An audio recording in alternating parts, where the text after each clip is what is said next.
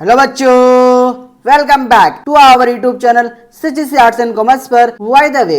मेरा नाम अमित कुमार साहू और आप सभी लोग हमारा चैनल में बहुत बहुत स्वागत है। सो बच्चों, आज हम लोग डिस्कस करने वाले हैं कॉस्ट अकाउंटिंग का यूनिट 2 का चैप्टर 2, जिसका नाम है बच्चों मटेरियल्स परचेसिंग। सो बच्चों, ये चैप्टर में दो पार्ट में बनाऊंगा। ये वीडियो रहने वाला part 1 purchasing. Purchasing is very important function in every business. It is the basic function without which no business can operate. Her business में परचेसिंग एक बेहद जरूरी काम होता है। यह एक ऐसा बुनियादी काम है जिसके बिना कोई भी बिजनेस चल ही नहीं सकता। सोचिए, अगर किसी फैक्ट्री में रॉ मटेरियल ही ना आए तो मशीनें क्या बनाएगी, और जब कुछ बनेगा ही नहीं तो बिकेगा क्या। इसलिए खरीदारी बिजनेस का पहला और सबसे महत्वपूर्ण कदम है। इसका एग्जाम्पल है बच्चों, मान लीजिए आपकी एक बेकरी है। अगर आप मैदा, चीनी और बटर खरीदेंगे ही नहीं तो केक और बिस्किट कैसे बनाएंगे। बिना परचेसिंग के आपकी दुकान पहले दिन ही बंद हो जाएगी। Every organisation has to purchase materials, supplies and services which it cannot produce economically for itself. हर संस्था या कंपनी को वो मटेरियल्स, सप्लाईज या सर्विसेज बाहर से खरीदनी ही पड़ती है जिन्हें वह खुद अपने यहाँ सस्ते में या आर्थिक रूप से नहीं बना सकती। एक बिजनेस सब कुछ खुद नहीं बना सकता। अगर वो हर छोटी बड़ी चीज खुद बनाने लगेगा तो उसका खर्च बहुत ज़्यादा बढ़ जाएगा, यानी वह इकोनॉमिकली सही नहीं होगा। इसलिए बुद्धिमानी इसी में है कि जो चीज़ बाहर सस्ती और अच्छी मिल रही है उसे खरीद लिया जाए। इसका एग्जाम्पल है बच्चों, उसी बेकरी वाले को केक पैक करने के लिए कागज के डिब्बे, बॉक्स चाहिए। अब बेकरी मालिक खुद की पेपर मिल या कार्डबोर्ड फैक्ट्री नहीं खोलेगा क्योंकि वह उससे बहुत महंगी पड़ेगी। इसलिए वह डिब्बे बाहर किसी होलसेलर से खरीदेगा। The importance of purchasing as a step in material control cannot be underestimated. Material control के कदम के रूप में परचेसिंग के महत्व को कभी भी कम करके नहीं आंका जा सकता। मटेरियल कंट्रोल का मतलब होता है माल की बर्बादी को रोकना और पैसे को सही जगह लगाना। इसकी शुरुआत सही खरीदारी से ही होती है। अगर शुरुआत में ही गलत या महंगा माल खरीद लिया तो आगे जाकर पूरा मैनेजमेंट बिगड़ जाएगा। Material being the major constituent of cost, it is said that 1% saving in material purchase cost is equal to profit obtained by 10% increase in sales। चूंकि किसी प्रोडक्ट को बनाने में सबसे बड़ा हिस्सा मटेरियल की लागत, मटेरियल कॉस्ट का होता है, इसलिए ऐसा कहा जाता है कि माल खरीदने की लागत में सिर्फ 1% की बचत करना सेल्स बिक्री को 10% बढ़ाने से मिलने वाले मुनाफे के बराबर होता है। बाजार में अपनी बिक्री सेल्स को 10% बढ़ाना बहुत मुश्किल काम है क्योंकि इसके लिए बहुत ज़्यादा विज्ञापन, डिस्काउंट और मेहनत लगती है। लेकिन अगर आप समझदारी से मोल भाव करके या सही सप्लायर ढूंढकर अपने कच्चे माल की कीमत में सिर्फ 1% कमी कर लेते हैं तो आपकी जेब में उतना ही मुनाफा बच सकता है। इसका एग्जाम्पल बच्चों, मान लीजिए आप 1 लाख रुपया का सामान बेचते हैं और उसमें 60,000 रुपया का तो सिर्फ मटेरियल ही लग जाता है। केस 1, सेल्स बढ़ाना। अगर आप सेल्स को 10% बढ़ाते हैं यानी 10,000 रुपया की और बिक्री, तो उसमें नया माल, एक्स्ट्रा लेबर और बिजली का खर्च जोड़ने के बाद मान लेते हैं कि आपको शुद्ध मुनाफा सिर्फ 1,000 रुपया हुआ। केस 2, परचेज कॉस्ट बचाना। अगर आप सेल्स नहीं बढ़ाते बल्कि सप्लायर अच्छी डील करके 60,000 रुपया के मटेरियल कॉस्ट पर सिर्फ 1% बचा लेते तो सीधे 600 रुपया से 1,000 रुपया की बचत होती है, जो सीधा आपकी कंपनी का प्रॉफिट बन जाता है बिना किसी एक्स्ट्रा मेहनत के। It is very difficult to increase the sales in today's competitive market. So in order to increase profitability and reduce cost, adequate attention must be paid to the purchasing of materials। आज के इस competitive बाजार में sales बढ़ाना बहुत कठिन है, इसलिए मुनाफा बढ़ाने और लागत को कम करने के लिए मटेरियल की खरीदारी पर पूरा और सही ध्यान दिया जाना चाहिए। इसका एग्जाम्पल है बच्चों, आज मार्केट में एक ही जैसे सामान बेचने वाले हजारों कंपनियां हैं, जैसे स्मार्टफोन या कपड़े। आप जबरदस्ती कस्टमर को अपना सामान नहीं बेच सकते, इसलिए समझदार बिजनेसमैन बाहर सेल्स टीम पर पूरा पैसा उड़ाने के बजाय अंदर अपनी परचेसिंग टीम को मजबूत करता है, ताकि प्रोडक्ट सस्ते में बने और मार्केट में वो कम दाम में भी अच्छा प्रॉफिट कमा सके। It is well known fact that goods well bought are half sold. यह एक जानी मानी हकीकत या कहावत है कि अगर सामान अच्छी तरह सही कीमत और सही क्वालिटी में खरीदा गया तो समझो वह आधा बिक चुका है। जब एक परचेस मैनेजर सही समय पर बेहतरीन क्वालिटी का माल एकदम किफ़ायती दाम पर खरीद लाता है तो फिनिश प्रोडक्ट इतना शानदार और वैल्यू फॉर मनी बनता है कि कस्टमर उसे खरीदने के लिए खुद खींचा चला आता है। उसे बेचने के लिए सेल्समैन को ज़्यादा पापड़ नहीं बेलने पड़ते। इसका एग्जाम्पल बच्चों, अगर किसी कपड़े के व्यापारी ने सूरत या मुंबई की मंडी से बहुत ही खूबसूरत और प्रीमियम क्वालिटी की साड़ियाँ बेहद सस्ते दामों पर खरीद ली तो उसकी दुकान पर आते ही वो साड़ियाँ तुरंत बिक जाएगी। व्यापारी को ज़्यादा तारीफें करने की ज़रूरत ही नहीं पड़ेगी, क्योंकि माल की खरीदी इतनी लाजवाब थी। Few definition of purchasing are quoted here for the benefit of the readers. Students के फायदे के लिए परचेसिंग की कुछ जरूरी परिभाषाएं नीचे दी गई है। By Lewis, purchasing is the acquisition by manufacturer of any necessary primary materials, supplies, equipments and so forth by any method whatsoever. Lewis के अनुसार किसी भी मैन्युफैक्चरर द्वारा किसी भी तरीके से अपने जरूरी प्राइमरी मटेरियल्स, सप्लाईज, इक्विपमेंट्स आदि को एक्वायर करना ही परचेसिंग है। लुइस बिल्कुल बेसिक बात कर रहे हैं। उनका कहना है कि आप चाहे नकद कैश खरीदे, उधार क्रेडिट पर ले या किसी कॉन्ट्रैक्ट के जरिए मंगाए, अगर आप एक फैक्ट्री ऑनर है और काम चलाने के लिए बुनियादी सामान जुटा रहे हैं तो वही परचेसिंग है। इसका एग्जाम्पल बच्चों, एक कार बनाने वाली कंपनी जैसे टाटा या मारुति जब कार की बॉडी के लिए स्टील, प्राइमरी मटेरियल्स, मशीनों के लिए ग्रीस, ऑयल, सप्लाईज और नट बोल्ट कसने के लिए नई ऑटोमेटिक मशीन इक्विपमेंट्स खरीदती है तो लुइस के हिसाब से यह सब परचेसिंग का हिस्सा है। By KS Menon, purchasing involves the activity directed to securing the materials, supplies and equipments required in the operations of an enterprise. Purchasing में वो सभी एक्टिविटीज शामिल होती है जिनका उद्देश्य किसी बिजनेस को चलाने के लिए नहीं, जरूरी मटेरियल्स, सप्लाईज और इक्विपमेंट को सुरक्षित रूप से हासिल करना होता है। It is a much broader concept than buying and covers wide range of managerial function right from participation in corporate planning and policy activities to product improvement, working capital management and profits improvement. Case Menon, यह सिर्फ buying, दुकान पर जाकर सौदा करने से बहुत बड़ा कॉन्सेप्ट है। इसमें कंपनी की प्लानिंग और पॉलिसी बनाने से लेकर प्रोडक्ट को बेहतर करने, वर्किंग कैपिटल को मैनेज करने और कंपनी का मुनाफा बढ़ाने जैसे कई मैनेजरियल काम शामिल है। कैश मैनन कहते हैं कि परचेसिंग सिर्फ पैसे देकर सामान उठा लाना नहीं है। एक परचेस मैनेजर को सोचना पड़ता है कि कितना माल खरीदे ताकि कंपनी का सारा कैश ब्लॉक ना हो जाए। वर्किंग कैपिटल मैनेजमेंट, उससे यह भी सोचना पड़ता है कि क्या नया मटेरियल खरीदा जाए जिससे प्रोडक्ट की क्वालिटी और सुधार सके। प्रोडक्ट इम्प्रूवमेंट, इसका एग्जाम्पल है बच्चों, स्मार्टफोन बनाने वाली कंपनी का परचेस मैनेजर सिर्फ स्क्रीन नहीं खरीदता, वह पहले कंपनी का मीटिंग कॉर्पोरेट प्लानिंग में बैठता है, फिर तय करता है कि आगे आने वाले 5G फ़ोन्स के लिए कौन सा प्रोसेसर सही रहेगा जिससे लागत कम हो और कंपनी का प्रॉफिट बढ़े। Profit improvement by Gopal Krishnan and संदिलिया।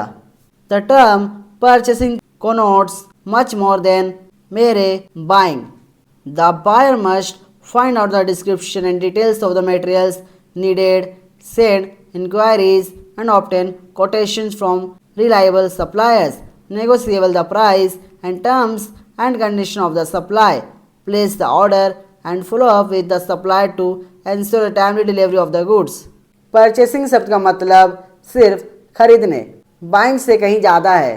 खरीदार बायर को सबसे पहले चाहिए कि वह ज़रूरत के हिसाब से मटेरियल की पूरी डिटेल और डिस्क्रिप्शन निकाले, फिर भरोसेमंद सप्लायर्स को पूछताछ इंक्वायरी भेजे और उनके कोटेशन प्राइस लिस्ट मंगाए।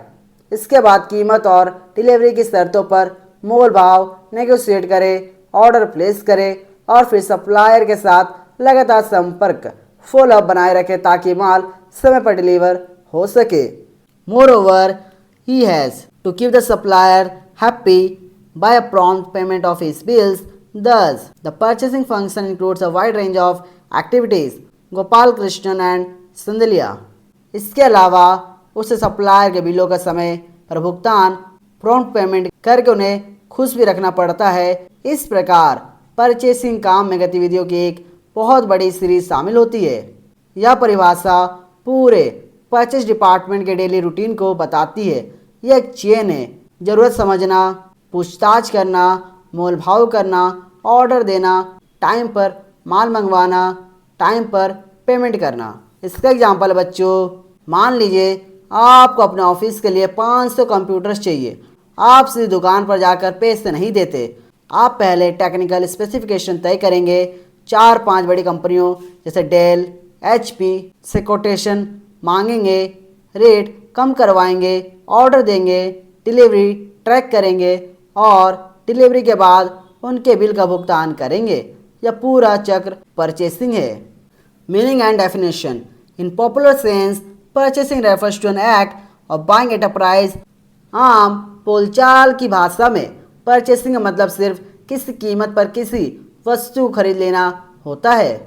एग्जाम्पल, जैसे हम और आप बाजार गए, 20 रुपये दिए और एक पेन खरीद लिया। यह पॉपुलर सेंस आम समझ है। But nowadays it is treated as a managerial activity which goes beyond the simple act of buying. लेकिन आजकल के समय में इसे एक मैनेजरियल एक्टिविटी माना जाता है जो सिर्फ सामान खरीदने के साधारण काम से बहुत आगे की चीज़ है। It includes the planning and policy activities covering a wide range of related and complementary activities besides research and scientific development. इसमें सिर्फ खरीदारी ही नहीं बल्कि प्लानिंग करना, पॉलिसीज तय करना और उससे जुड़े तमाम काम शामिल है। साथ ही साथ इसे मार्केट रिसर्च करना और साइंटिफिक डेवलपमेंट करना भी शामिल है। मॉडर्न बिजनेस में परचेज डिपार्टमेंट यह रिसर्च करता रहता है कि क्या मार्केट में प्लास्टिक की जगह कोई नया इको फ्रेंडली और सस्ता मटेरियल आया है। वैज्ञानिक तरीके से टेस्ट किया जाता है कि कौन सा कंपोनेंट लंबे समय तक चलेगा। एग्जाम्पल, आजकल ऑटोमोबाइल कंपनियां इलेक्ट्रॉनिक गाड़ियों EV के लिए ऐसी बैटरियों के रॉ मटेरियल पर रिसर्च कर रही है जो ज़्यादा बैकअप दे और सस्ती मिले। यह एडवांस रिसर्च और साइंटिफिक अप्रोच ही आज की परचेसिंग को खास बनाती है। अब आता बच्चों scientific purchasing and the 6 R's principle.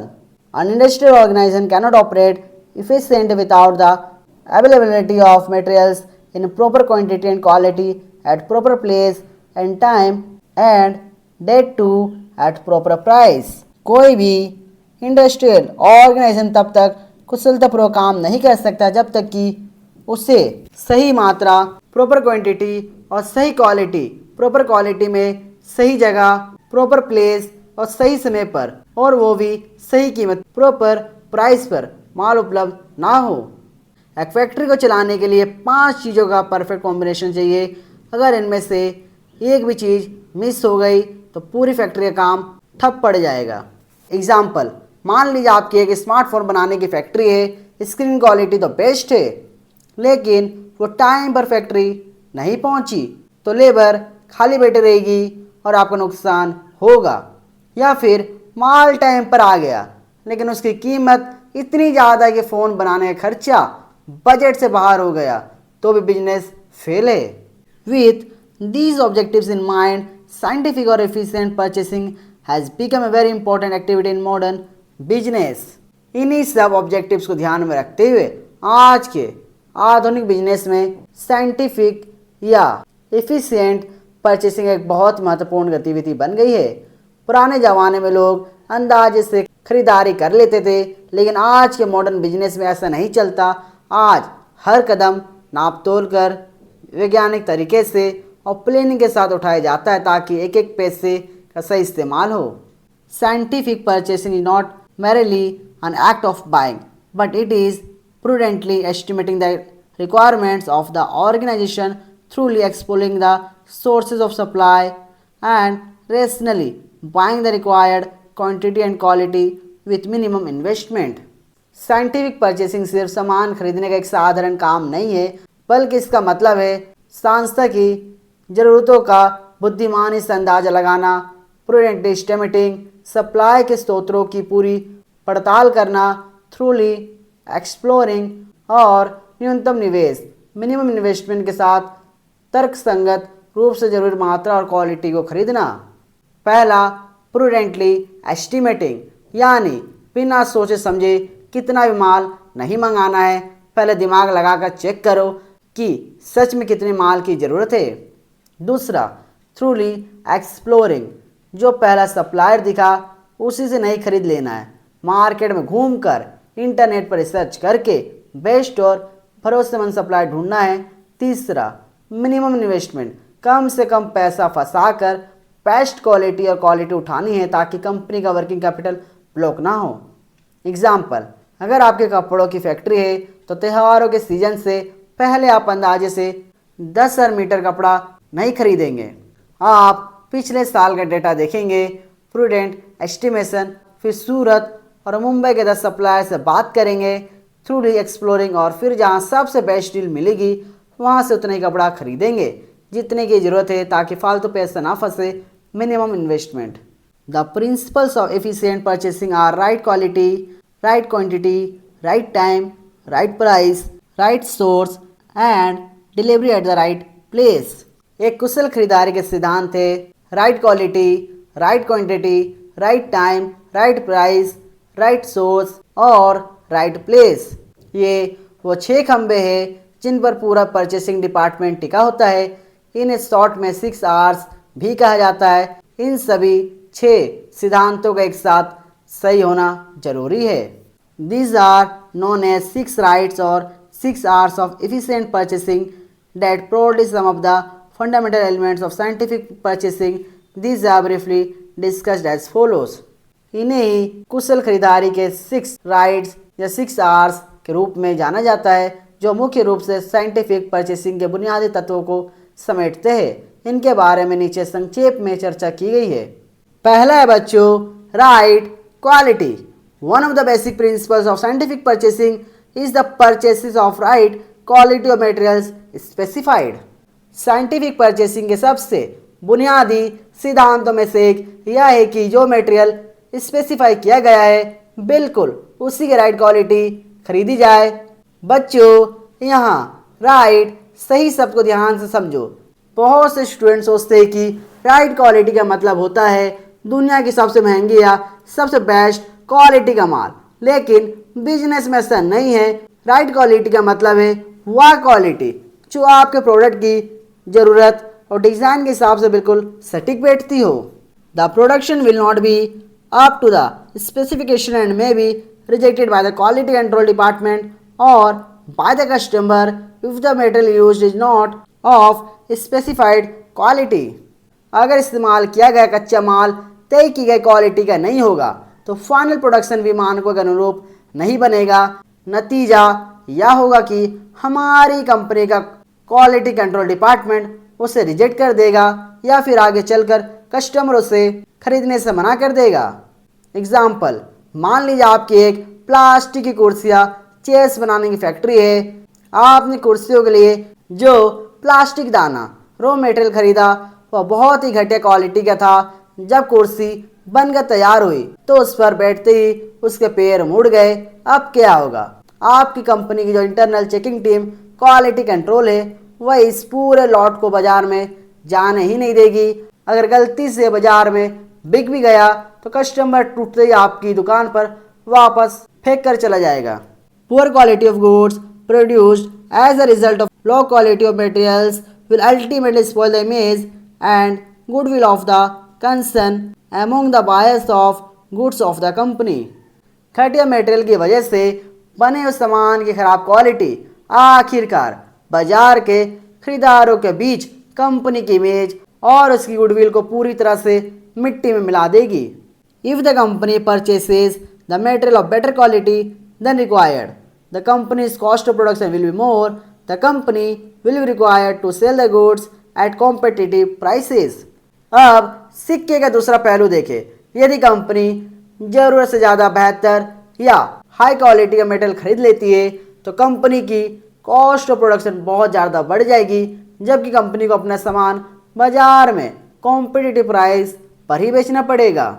मान लीजिए आपको एक साधारण दीवार घड़ी वॉल क्लॉक बनानी है जिसे बाजार में 200 रुपये में बेचा जाना है. अब अगर आप इसके अंदर की मशीन में साधारण गियर की जगह असली चांदी या टाइटेनियम के गियर ढाल देंगे तो घड़ी बनाने का खर्चा ही 800 रुपया आ जाएगा. लेकिन बाजार में तो दूसरी कंपनियां 200 रुपया में ही घड़ी बेच रही है, तो मजबूरी में आपको भी 200 रुपये के आसपास ही बेचना पड़ेगा. Thus, the company will earn either less profit or profit will be converted in loss. Therefore, the company must purchase raw materials only of the right quality. What is right quality? They may depend on the circumstances of each case. इस प्रकार company या तो बहुत कम मुनाफा कमाएगी या फिर उसका मुनाफा सीधे लॉस में बदल जाएगा. इसलिए कंपनी को हमेशा सिर्फ राइट क्वालिटी का ही कच्चा माल खरीदना चाहिए. सही क्वालिटी क्या है यह हर एक केस की परिस्थितियों पर निर्भर करता है. The dictionary defines quality as fitness, merit, excellence. The right quality is the suitability of an item for a given purpose. That is, the item purchased is considered to be of right quality if it is suitable for the purpose it has been purchased. Dictionary के अनुसार quality का अर्थ fitness, merit या excellence. Right quality का सीधा सा मतलब है कि कोई वस्तु किसी खास उद्देश्य के लिए कितनी उपयुक्त है, यानी खरीदे गए आइटम तब राइट क्वालिटी माना जाएगा जब वह उस काम को पूरी तरह से संतुष्ट करे जिसके लिए उसे खरीदा गया है. एग्जाम्पल, अगर आपको घर में रफ काम करने या बच्चों को लिखने के लिए कागज पेपर खरीदना है तो अखबार जैसा थोड़ा सस्ता कागज भी राइट क्वालिटी है. लेकिन अगर आपको किसी सरकारी दस्तावेज का बॉन्ड पेपर छापना है तो वहाँ मोटा और प्रीमियम पेपर ही राइट क्वालिटी कहलाएगा. Quality can be expressed in terms of standard specifications and grades. The use of standard specifications and grades will help the purchase department in procuring the right quality of materials. It will also make the job of inspection of quality easier by the quality inspection department. Quality of items stated in terms of standard specifications and grades will not lead to any controversy between the buyer and the supplier as regards the quality of the goods supplied. Whatever quality is stated in the purchase order will be easily understood by the supplier. Quality को standard specifications और grades के रूप में दर्शाया जा सकता है. Students, standard specification और ग्रेड्स का उपयोग करने से परचेज डिपार्टमेंट को बिल्कुल सही मटेरियल ढूंढने में मदद मिलती है. इससे क्वालिटी चेक करने वाली टीम का काम भी आसान हो जाता है. परचेस ऑर्डर में जो भी क्वालिटी लिखी होती है सप्लायर उसे आसानी से समझ जाता है और दोनों के बीच कोई झगड़ा या गलतफहमी नहीं होती.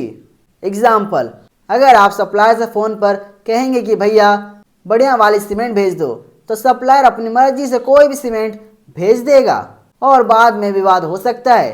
इसके बजाय अगर आप लिखित में कहें कि मुझे OPC ग्रेड 53 सीमेंट चाहिए तो यह एक स्टैंडर्ड ग्रेड है.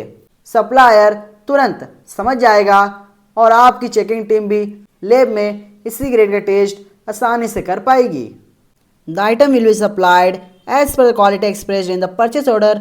If the quality is not properly stated in the purchase order the item may be misunderstood by the supplier and the item supplied may not be as per the requirements of the buyer. वस्तु की आपूर्ति खरीद आदेश में बताए गए गुणवत्ता अनुसार ही की जाएगी। यदि खरीद आदेश में गुणवत्ता ठीक से नहीं बताई गई है तो आपूर्तिकर्ता वस्तु को गलत समझ सकता है और आपूर्ति की गई वस्तु खरीदार की आवश्यकताओं के अनुरूप नहीं हो सकती है। वस्तु की आपूर्ति खरीद आदेश में बताई गई गुणवत्ता के अनुसार ही की जाएगी। यदि खरीद आदेश में गुणवत्ता ठीक से नहीं बताई गई है तो आपूर्तिकर्ता वस्तु गलत समझ सकता है और आपूर्ति की गई वस्तु खरीदार की आवश्यकताओं के अनुरूप नहीं हो सकती है। Quality for different items is specified by different departments. For example, for production materials, quality is stated by the product engineer, and for workshop equipment, quality is given by the plant engineer. Quality of the tools may be specified by the tool engineer. अलग अलग सामानों के लिए quality तय करने का काम company का अलग अलग एक्सपर्ट्स और डिपार्टमेंट्स करते हैं। उदाहरण के लिए मैन्युफैक्चरिंग में लगने वाले कच्चे माल की क्वालिटी प्रोडक्ट इंजीनियर बताता है। वर्कशॉप की भारी मशीनों की क्वालिटी प्लांट इंजीनियर तय करता है और औजारों की क्वालिटी टूल इंजीनियर द्वारा तय की जाती है। परचेस मैनेजर खुद वैज्ञानिक नहीं होता, उसे अपनी कंपनी के इंजीनियर से तकनीकी स्पेसिफिकेशन की एक लिस्ट मिलती है और उसका काम बस उस लिस्ट के अनुसार मार्केट से सही सप्लायर ढूंढना होता है। As far as possible, standard items should be purchased to get right quality items. The more highly standardized a firm's requirements are, the more likely it is that suitable items will be easily available at reasonable prices. For this reason, as far as possible, all requests for non-standardized items should be challenged by the purchasing department. For getting quality items, the help of the Indian Standards Institutions, ISI, International Organization for Standardization, ISO, and other specialized agencies should also be taken to standardize the various items to be bought. जहाँ तक संभव हो company को हमेशा standard items ही खरीदनी चाहिए ताकि सही क्वालिटी सुनिश्चित हो सके। बेहतरीन क्वालिटी का सामान पाने के लिए ISI, Indian standards institution, ISO, international organization for standardization और अन्य विशेषज्ञ एजेंसियों की मदद ली जानी चाहिए ताकि खरीदे जाने वाले सामानों को स्टैंडर्डाइजेशन किया जा सके। एग्जाम्पल, जब कोई बड़ी ऑटोमोबाइल कंपनी गाड़ियों के इलेक्ट्रॉनिक वायर तार खरीदती है तो वह किसी भी एरे गेरे वेंडर से नहीं लेती। वह देखती कि सप्लायर के पास ISI मार्क या ISO 9001 सर्टिफिकेशन है या नहीं। यह सर्टिफिकेशन इस बात की गारंटी देता है कि माल पूरी तरह से सुरक्षित, जांचा परखा और अंतर्राष्ट्रीय स्तर की राइट क्वालिटी का है। दूसरा है बच्चों right quantity. The buyer must purchase the right quantity, that is the economic order quantity. This is the quantity at which the cost of carrying, holding and cost of ordering buying will be the least. किताब की पहली line कहती है कि सामान खरीदने वाले यानी परचेस मैनेजर को हमेशा राइट क्वांटिटी, सही मात्रा में सामान खरीदना चाहिए और इस सही मात्रा को हम साइंटिफिक भाषा में कहते हैं इकोनॉमिक ऑर्डर क्वांटिटी, EOQ। इसका सीधा सा मतलब है वह मात्रा या क्वांटिटी जिससे मंगाने और गोदाम में रखने का कुल खर्चा सबसे कम लिस्ट बैठे। If the quantity purchased is less than the quantity required, the unit cost will be higher. अब ध्यान से सुनिए, अगर आप ज़रूरत से कम सामान खरीदते हैं तो आपकी यूनिट कॉस्ट बढ़ जाएगी। एग्जाम्पल, अगर आप किसी होलसेलर के पास जाकर कहेंगे मुझे सिर्फ 2 पैकेट चिप्स दे दो तो वो आपको MRP पर ही देगा, लेकिन अगर आप उससे कहेंगे कि मुझे 50 डिब्बे चाहिए तो वो आपको भारी बल्क डिस्काउंट देगा, यानी कम खरीदने पर प्रति पैकेट कॉस्ट महंगी पड़ती है। Shortages are likely to increase and frequent work stoppages may take place because of non-availability of materials. अगर आप कम सामान मंगाएंगे तो गोदाम में शॉर्टेज, सामान की कमी होने का रिस्क बहुत बढ़ जाएगा। नतीजा, मटेरियल ना होने की वजह से फैक्ट्री में बार बार काम रुक जाएगा। फ्रीक्वेंट वर्क स्टॉपेजेस, लेबर खाली हाथ बैठी रहेगी और आपकी जेब से फालतू खर्चा होता रहेगा। This may affect the production schedule and companies commitments to buyers of goods. When goods are not supplied at the right time, it will spoil the image of the company in the mind of purchaser of goods. जब काम बार बार रुकेगा तो आपका production schedule बनाने का time table पूरी तरह बिगड़ जाएगा। आपने अपने डीलर्स या कस्टमर से जो वादा कमिटमेंट किया था कि भाई मैं दिवाली तक माल दे दूंगा, तो वादा टूट जाएगा और जब आप समय पर माल सप्लाई नहीं कर पाएंगे तो मार्केट में आपकी कंपनी की इज्जत गुडविल मिट्टी में मिल जाएगी। कस्टमर कहेगा यह कंपनी तो कभी टाइम पर माल देती ही नहीं, इससे मत खरीदो। If the quantity purchased is more than the required quantity, it will require unnecessary higher funds for investment, higher storage cost and higher wastage, depreciation and obsolescence. अब आते सिक्के के दूसरे पहलू पर। अगर आप बहुत ज़्यादा सामान मोर क्वांटिटी एक साथ खरीद लेते तो बुक कहती कि 4 बड़े नुकसान होंगे। पहला, हायर फंड्स फॉर इन्वेस्टमेंट। आपका बहुत सारा पैसा उस फालतू स्टॉक खरीदने में बेवजह ब्लॉक हो जाएगा, जिसका इस्तेमाल आप कहीं और कर सकते थे। दूसरा, हायर स्टोरेज कॉस्ट। इतने सारे माल को रखने के लिए बड़ा गोदाम किराए पर लेना पड़ेगा, उसका रेंट, बिजली बिल और सिक्योरिटी गार्ड का खर्च बढ़ जाएगा। तीसरा, हायर वेस्टेजेस एंड डेप्रिसिएशन। गोदाम में पड़े पड़े सामान में सिलन लग सकती है, चूहे खा सकते हैं या उसकी क्वालिटी खराब हो सकती है। चौथा, ऑब्सोलिसेंस। फैशन या टेक्नोलॉजी बदलने से वो सामान पुराना आउटडेटेड हो जाएगा। जैसे मान लीजिए आपने कीपैड वाले मोबाइल के 50,000 कवर एडवांस में खरीद लिए और अगले ही महीने मार्केट में टच स्क्रीन मोबाइल का दौर आ गया, तो आपका सारा स्टॉक कबाड़ बन जाएगा। 10. Quantity of purchase should be a right quantity. It should neither be too high nor too low. किताब की लाइन कहती है कि इसलिए जो भी माल खरीदा जाए उसकी मात्रा हमेशा राइट क्वांटिटी यानी बिल्कुल सटीक होनी चाहिए, वरना बहुत ज़्यादा टू हाई होनी चाहिए और ना ही बहुत कम टू लो होनी चाहिए। If it will be high, cost of carrying the item in store will increase. If it is too low, ordering cost will increase. अगर माल की मात्रा बहुत ज़्यादा हाई होगी तो उसे स्टोर या गोदाम में संभाल कर रखने का खर्च, जिसे हम कैरिंग कॉस्ट कहते हैं, वह बहुत बढ़ जाएगा, जैसे गोदाम का किराया, बीमा और ख़राब होने का रिस्क। लेकिन अगर मात्रा बहुत कम टू लो होगी तो आपको साल में बार बार ऑर्डर देना पड़ेगा। इससे आपका ऑर्डरिंग कॉस्ट जैसे कोटेशन मंगाने खर्च, स्टेशनरी, क्लर्क की सैलरी और बार बार गाड़ी का किराया बहुत ज़्यादा बढ़ जाएगा। It should be economic order quantity that is right quantity by purchasing which the cost of carrying and cost of ordering will be the least for regular items required. It is determined as follows. इसलिए खरीदारी हमेशा economic order quantity EOQ यानी सही मात्रा में ही होनी चाहिए, या वह ज़्यादा ही संख्या या मात्रा होती है जहां हमारे सामान को रखने की लागत, कैरिंग कॉस्ट और सामान को मंगाने की लागत, ऑर्डरिंग कॉस्ट, दोनों का जोड़ सबसे लिस्ट हो जाता है। जो आइटम हमें बिजनेस में नियमित रूप से रेगुलर आइटम्स चाहिए होती है, उनके लिए यह मात्रा नीचे दिए गए फॉर्मूले से निकाली जाती है। Economic order quantity that is EOQ equal to root 2 CO by I, where C equal to annual requirement in units. इसका मतलब है कि आपकी फैक्ट्री को पूरे एक साल के दौरान उस पर्टिकुलर रॉ मटेरियल की कुल कितनी यूनिट्स की ज़रूरत पड़ने वाली है। O equal to cost of placing one order including the cost of receiving the goods, that is cost of getting an item into the firm's inventory.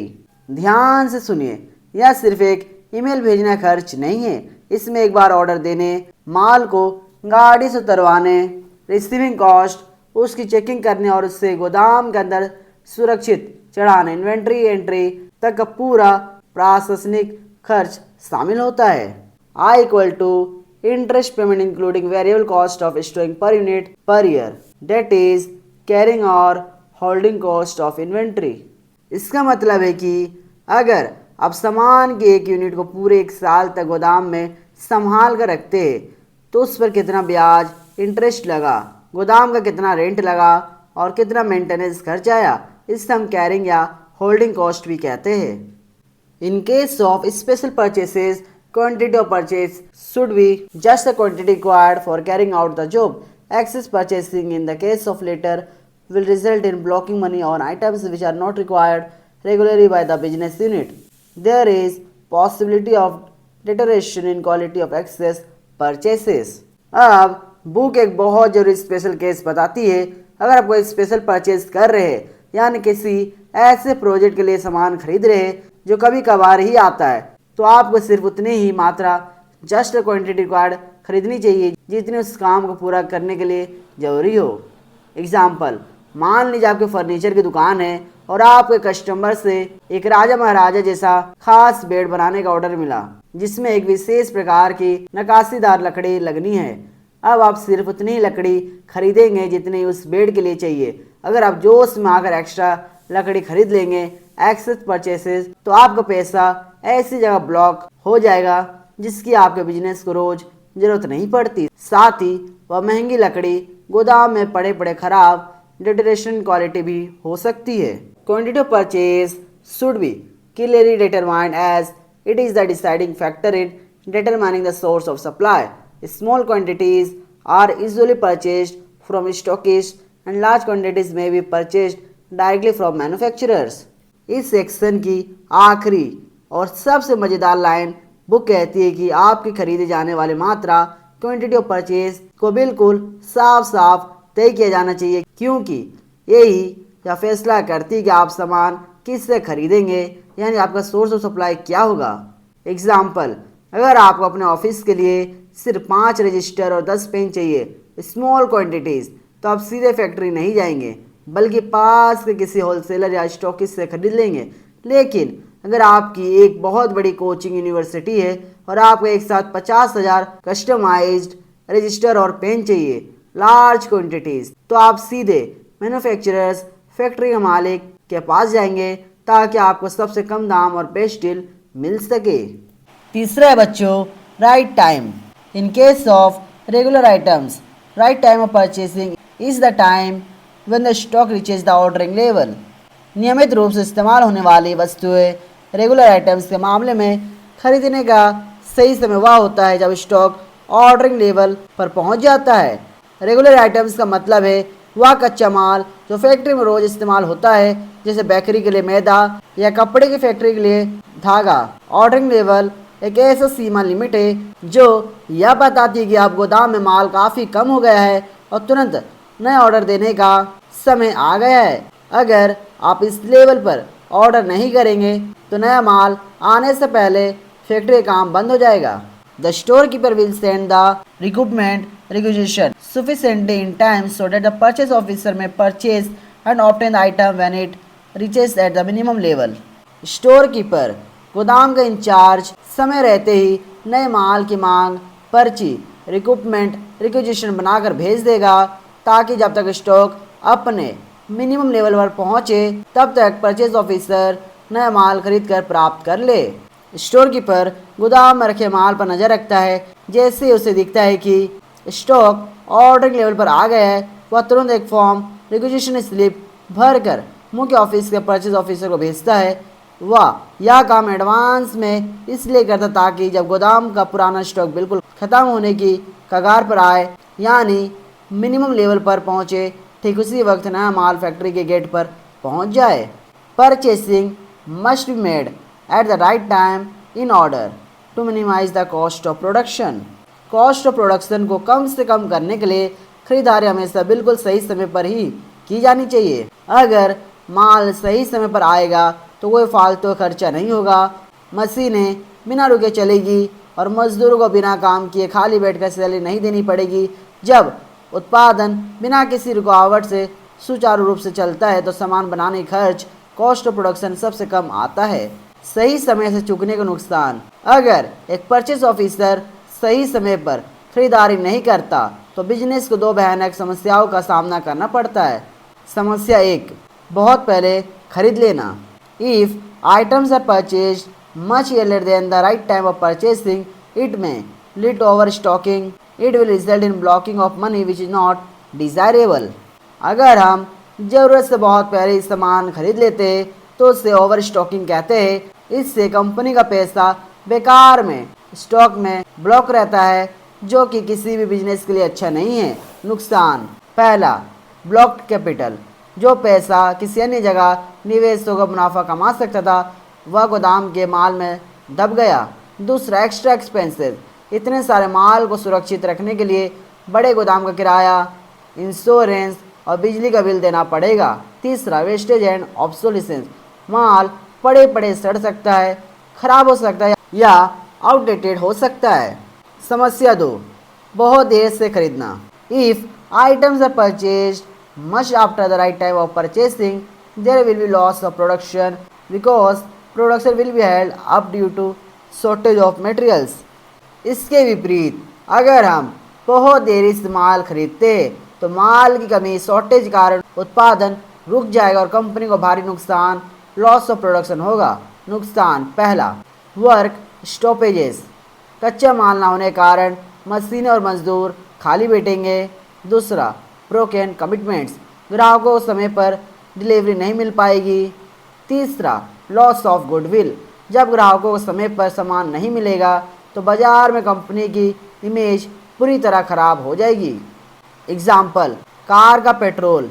मान लीजिए आपके पास एक कार है जिसमें 50 लीटर का पेट्रोल टैंक है। राइट टाइम: जब car का फ्यूल इंडिकेटर रिजर्व मान लीजिए 5 लीटर दिखाता है तो वह आपका ऑर्डरिंग लेवल है। आपको तुरंत पेट्रोल पंप पर जाकर तेल डलवा लेना चाहिए। टू ईयरली: बहुत जल्दी। आप हर 2 किलोमीटर चलाने के बाद टंकी फुल कराने पेट्रोल पंप रुक जाते। इससे आपका समय बर्बाद होगा और बेवजह पैसा फंसा रहेगा। टू लेट: बहुत देर। आप तब तक कार चलाते रहे जब तक पेट्रोल पूरी तरह ख़त्म नहीं हो गया और गाड़ी बीच हाईवे पर बंद हो गई। अब आपको धक्का मारना पड़ेगा और भारी परेशानी झेलनी पड़ेगी, लॉस ऑफ प्रोडक्शन। चौथा बच्चों, right price. Purchases must made at the right price, that is the price which gives ultimately lower cost. खरीदारी हमेशा सही कीमत, राइट प्राइस पर होनी चाहिए, यानी वह कीमत जो अंततः अल्टीमेटली हमारे उत्पादन की कुल लागत को सबसे कम करे।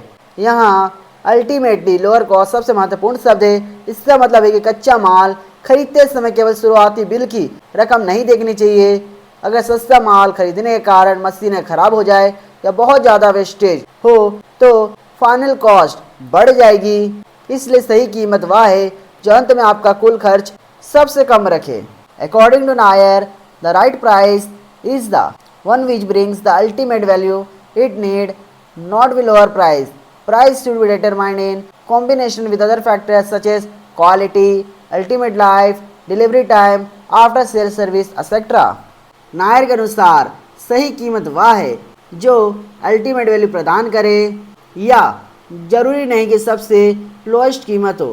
कीमत का निर्धारण हमेशा अन्य कारकों जैसे क्वालिटी, अल्टीमेट लाइफ, डिलीवरी के समय और बिक्री के बाद की सेवा, आफ्टर सेल सर्विस आदि के तालमेल के साथ किया जाना चाहिए। पहला, क्वालिटी। क्या इस कीमत पर अच्छा माल मिल रहा है? दूसरा, अल्टीमेट लाइफ। क्या यह माल लंबे समय तक चलेगा? तीसरा, डिलीवरी टाइम। क्या सप्लायर समय पर माल पहुंचाएगा? चौथा, आफ्टर सेल सर्विस। क्या खराब होने पर सप्लायर मदद करेगा? इन सभी को मिलाकर जो कीमत तय होती है वही असली राइट प्राइस है।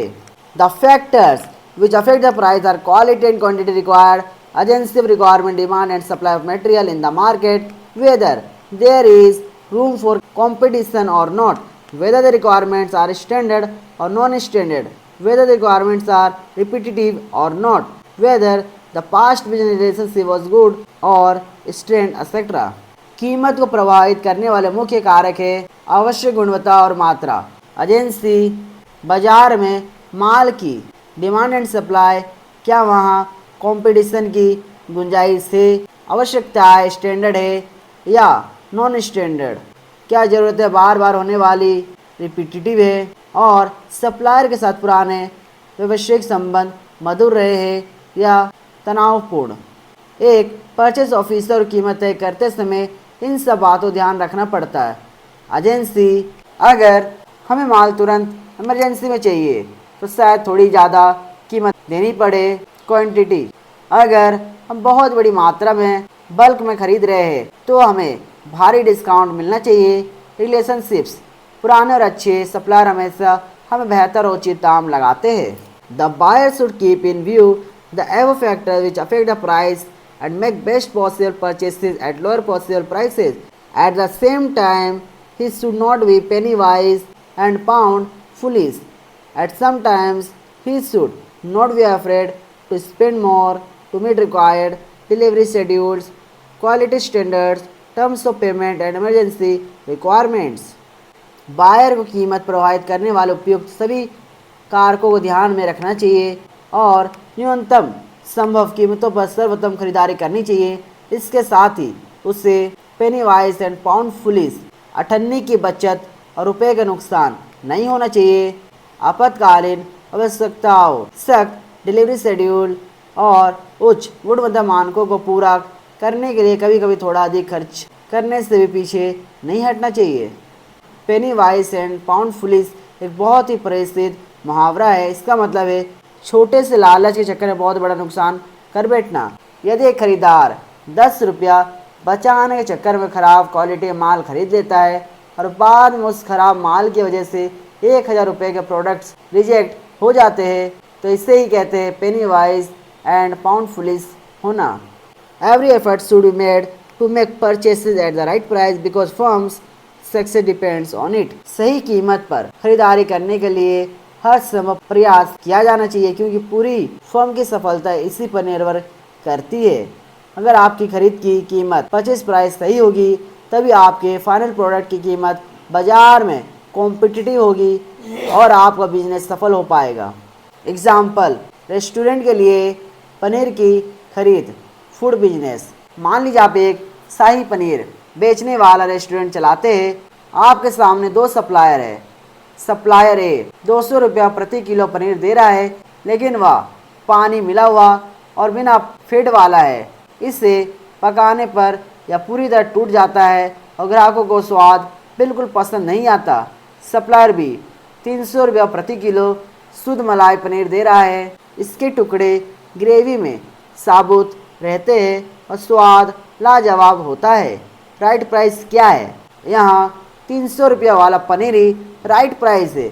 अगर आप 200 रुपया वाला लेते हैं पेनी वाइज तो ग्राहक आपका रेस्टोरेंट छोड़ देंगे और आपका भारी नुकसान हो जाएगा। Pound foolish. पांचवा बच्चों, right source. While selecting the right source the purchaser must consider all purchase consideration that is right quality, deliveries on time and fair prices. Right source का चयन करते समय खरीदार को खरीदारी से जुड़े सभी महत्वपूर्ण पहलुओं जैसे right quality, deliveries on time, fair prices पर विचार करना चाहिए। All purchase consideration. एक सप्लायर को चुनते समय हमें केवल एक चीज़ जैसे सिर्फ सस्ती कीमत नहीं देखनी है, हमें 3 मुख्य बातों संतुलन देखना होगा। पहला, क्या उसकी क्वालिटी बेहतरीन है। दूसरा, क्या वह हमेशा ऑन टाइम माल पहुंचाता है। तीसरा, क्या उसकी प्राइस बाजार के हिसाब से सही है। अगर कोई सप्लायर सस्ता दे रहा है लेकिन क्वालिटी रद्दी है तो वह राइट सोर्स नहीं हो सकता। Buyer is responsible to find out capable and willing vendors with whom he will have an agreement on the pertinent factors of quality, service, timely deliveries and price। यह buyer की जिम्मेदारी है कि वह ऐसे कैपेबल और विनिंग वेंडर्स को खोजे जिनके साथ वह गुणवत्ता, सेवा, समय पर डिलीवरी और कीमत जैसे आवश्यक कारकों पर एग्रीमेंट कर सके। कैपेबल वेंडर्स, क्या सप्लायर के पास इतनी बड़ी मशीनों या फैक्ट्री है कि जब हमें अचानक बड़े ऑर्डर की ज़रूरत हो तो वह उससे पूरा कर सके। विलिंग वेंडर्स, क्या वह हमारी शर्तों नियमों के अनुसार काम करने के लिए राजी है। खरीदार का यह फर्ज है कि वह इन दोनों गुणों वाले सप्लायर को खोज कर उनके साथ प्रॉपर एग्रीमेंट, लिखित समझौता साइन करे ताकि भविष्य में कोई अपनी बात से मुकर ना सके। The supplier from whom purchases are made should be dependable. He should be capable of supplying items of uniform quality at reasonable prices. हम जिस सप्लायर से भी खरीदारी कर रहे हैं वह भरोसेमंद, डिपेंडेबल होना चाहिए। वह उचित कीमतों पर लगातार एक जैसी यूनिफॉर्म क्वालिटी का माल सप्लाई करने में सक्षम होना चाहिए। डिपेंडेबल, भरोसेमंद, इसका मतलब है कि अगर बाजार में कच्चे माल की किल्लत भी हो जाए तब भी वह सप्लायर हमारा साथ ना छोड़े और हमें माल दे। यूनिफॉर्म क्वालिटी, एक जैसी क्वालिटी। ऐसा नहीं होना चाहिए कि पहले ऑर्डर में तो उसने नंबर 1 क्वालिटी का माल भेजा और जब हमारा भरोसा जीत लिया तो दूसरे ऑर्डर में मिलावटी या घटिया माल भेज दिया। उसकी क्वालिटी हर बार एक जैसी होनी चाहिए। As far as possible the supply should not be very far off from the buyers place to avoid delivery delays and high transportation charges. जहाँ तक संभव हो सप्लायर खरीदार की जगह फैक्ट्री से बहुत अधिक दूरी पर नहीं होना चाहिए ताकि डिलीवरी में होने वाली देरी और भारी ट्रांसपोर्टेशन चार्जेस से बचा जा सके।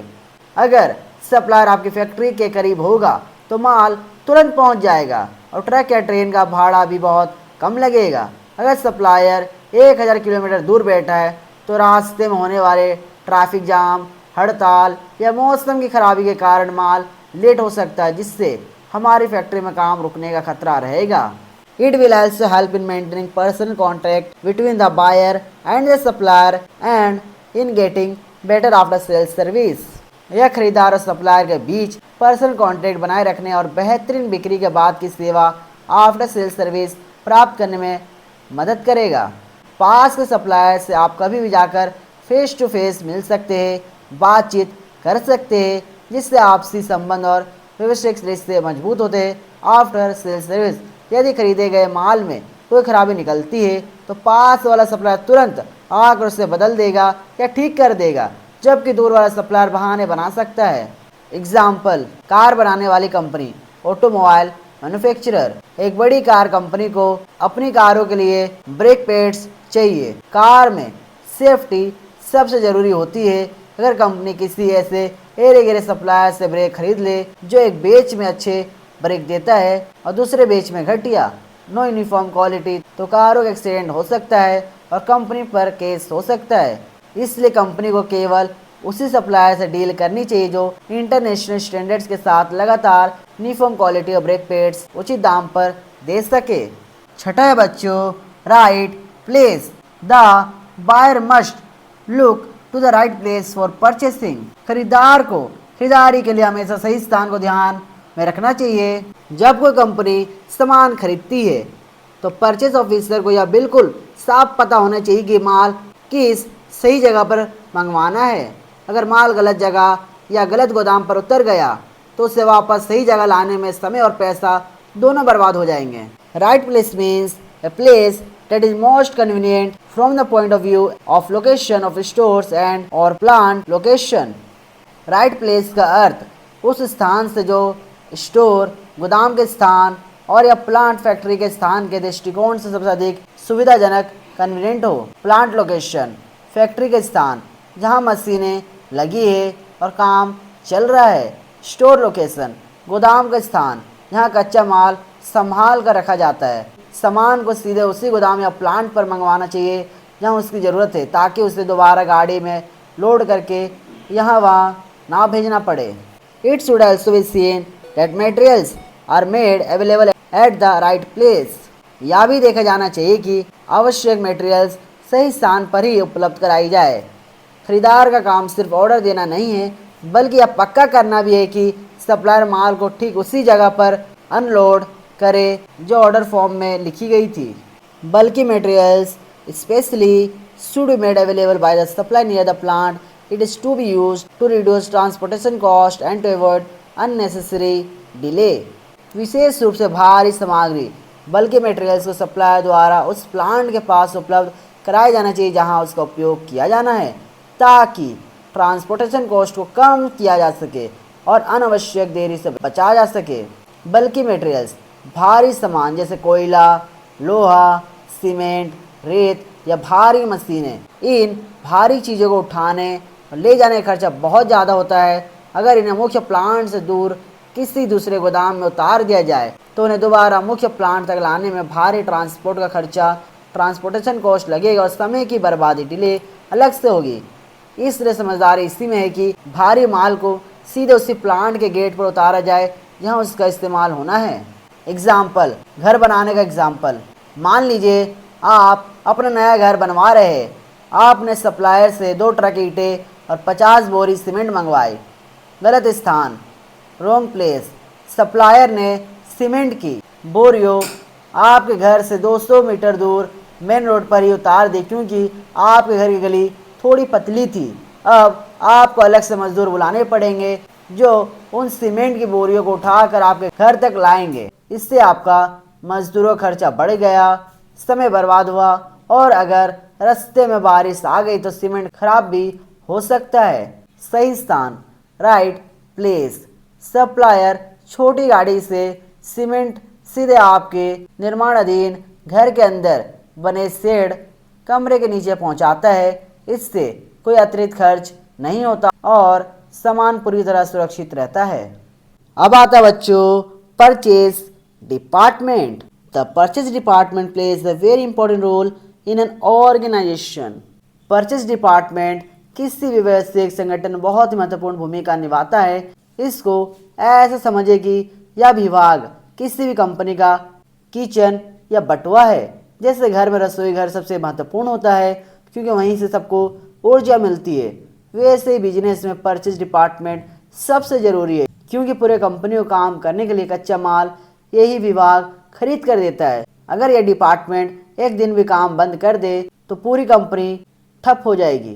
Purchasing function has its effect on every vital factor concerning the manufacture, quality, cost, efficiency and promote delivery of goods to customers। Purchasing function का सीधा प्रभाव मैन्युफैक्चर, क्वालिटी, कॉस्ट, एफिशिएंसी और ग्राहकों को समय पर माल की डिलीवरी, प्रॉम्प्ट डिलीवरी करने जैसे हर एक महत्वपूर्ण पहलू पर पड़ता है। बच्चों, इस लाइन का मतलब बहुत गहरा है। आपके खरीदने का तरीका कंपनी के 5 बड़े स्तंभों को प्रभावित करते हैं। पहला, मैन्युफैक्चर। अगर डिपार्टमेंट समय पर धागा नहीं खरीदेगा तो कपड़ा कैसे बनेगा। दूसरा, क्वालिटी। अगर डिपार्टमेंट ने घटिया प्लास्टिक खरीदा तो बनाने वाला खिलौना भी कमज़ोर और बेकार लगेगा। तीसरा, कॉस्ट। अगर परचेस मैनेजर ने सप्लायर से मोल भाव करके कच्चा माल सस्ते में खरीद लिया तो हमारे प्रोडक्ट को बनाने का कुल खर्चा भी कम आएगा जिससे हमारा मुनाफा बढ़ेगा। चौथा, एफिशिएंसी। सही समय पर सही माल आने से मशीनें और मजदूर बिना किसी रुकावट के लगातार काम करते हैं जिससे समय और श्रम की बर्बादी नहीं होती। पांचवा, प्रॉम्प्ट डिलीवरी। जब माल समय पर खरीदा जाएगा तो उत्पादन समय पर होगा और ग्राहक को उसका ऑर्डर बिल्कुल सही समय पर डिब्बे में पैक होकर मिल जाएगा। एग्जाम्पल, मान लीजिए आप एक मोबाइल बनाने वाली कंपनी है। अगर आपके परचेज डिपार्टमेंट ने घटिया क्वालिटी की बैटरी खरीद ली तो फ़ोन ब्लास्ट होने लगेंगे। अगर बैटरी समय पर नहीं खरीदी मैन्युफैक्चरर ने तो फैक्ट्री बंद रहेगी। अगर बैटरी महंगी खरीदी तो फ़ोन महंगा बेचना पड़ेगा और अगर इन सब में देरी हुई तो ग्राहक अपना फ़ोन छोड़ के किसी और ब्रांड पर शिफ्ट हो जाएगा। Its function is to procure materials, supplies, services, machines and tools at the most favorable terms consistent with maintaining the desired standard of quality।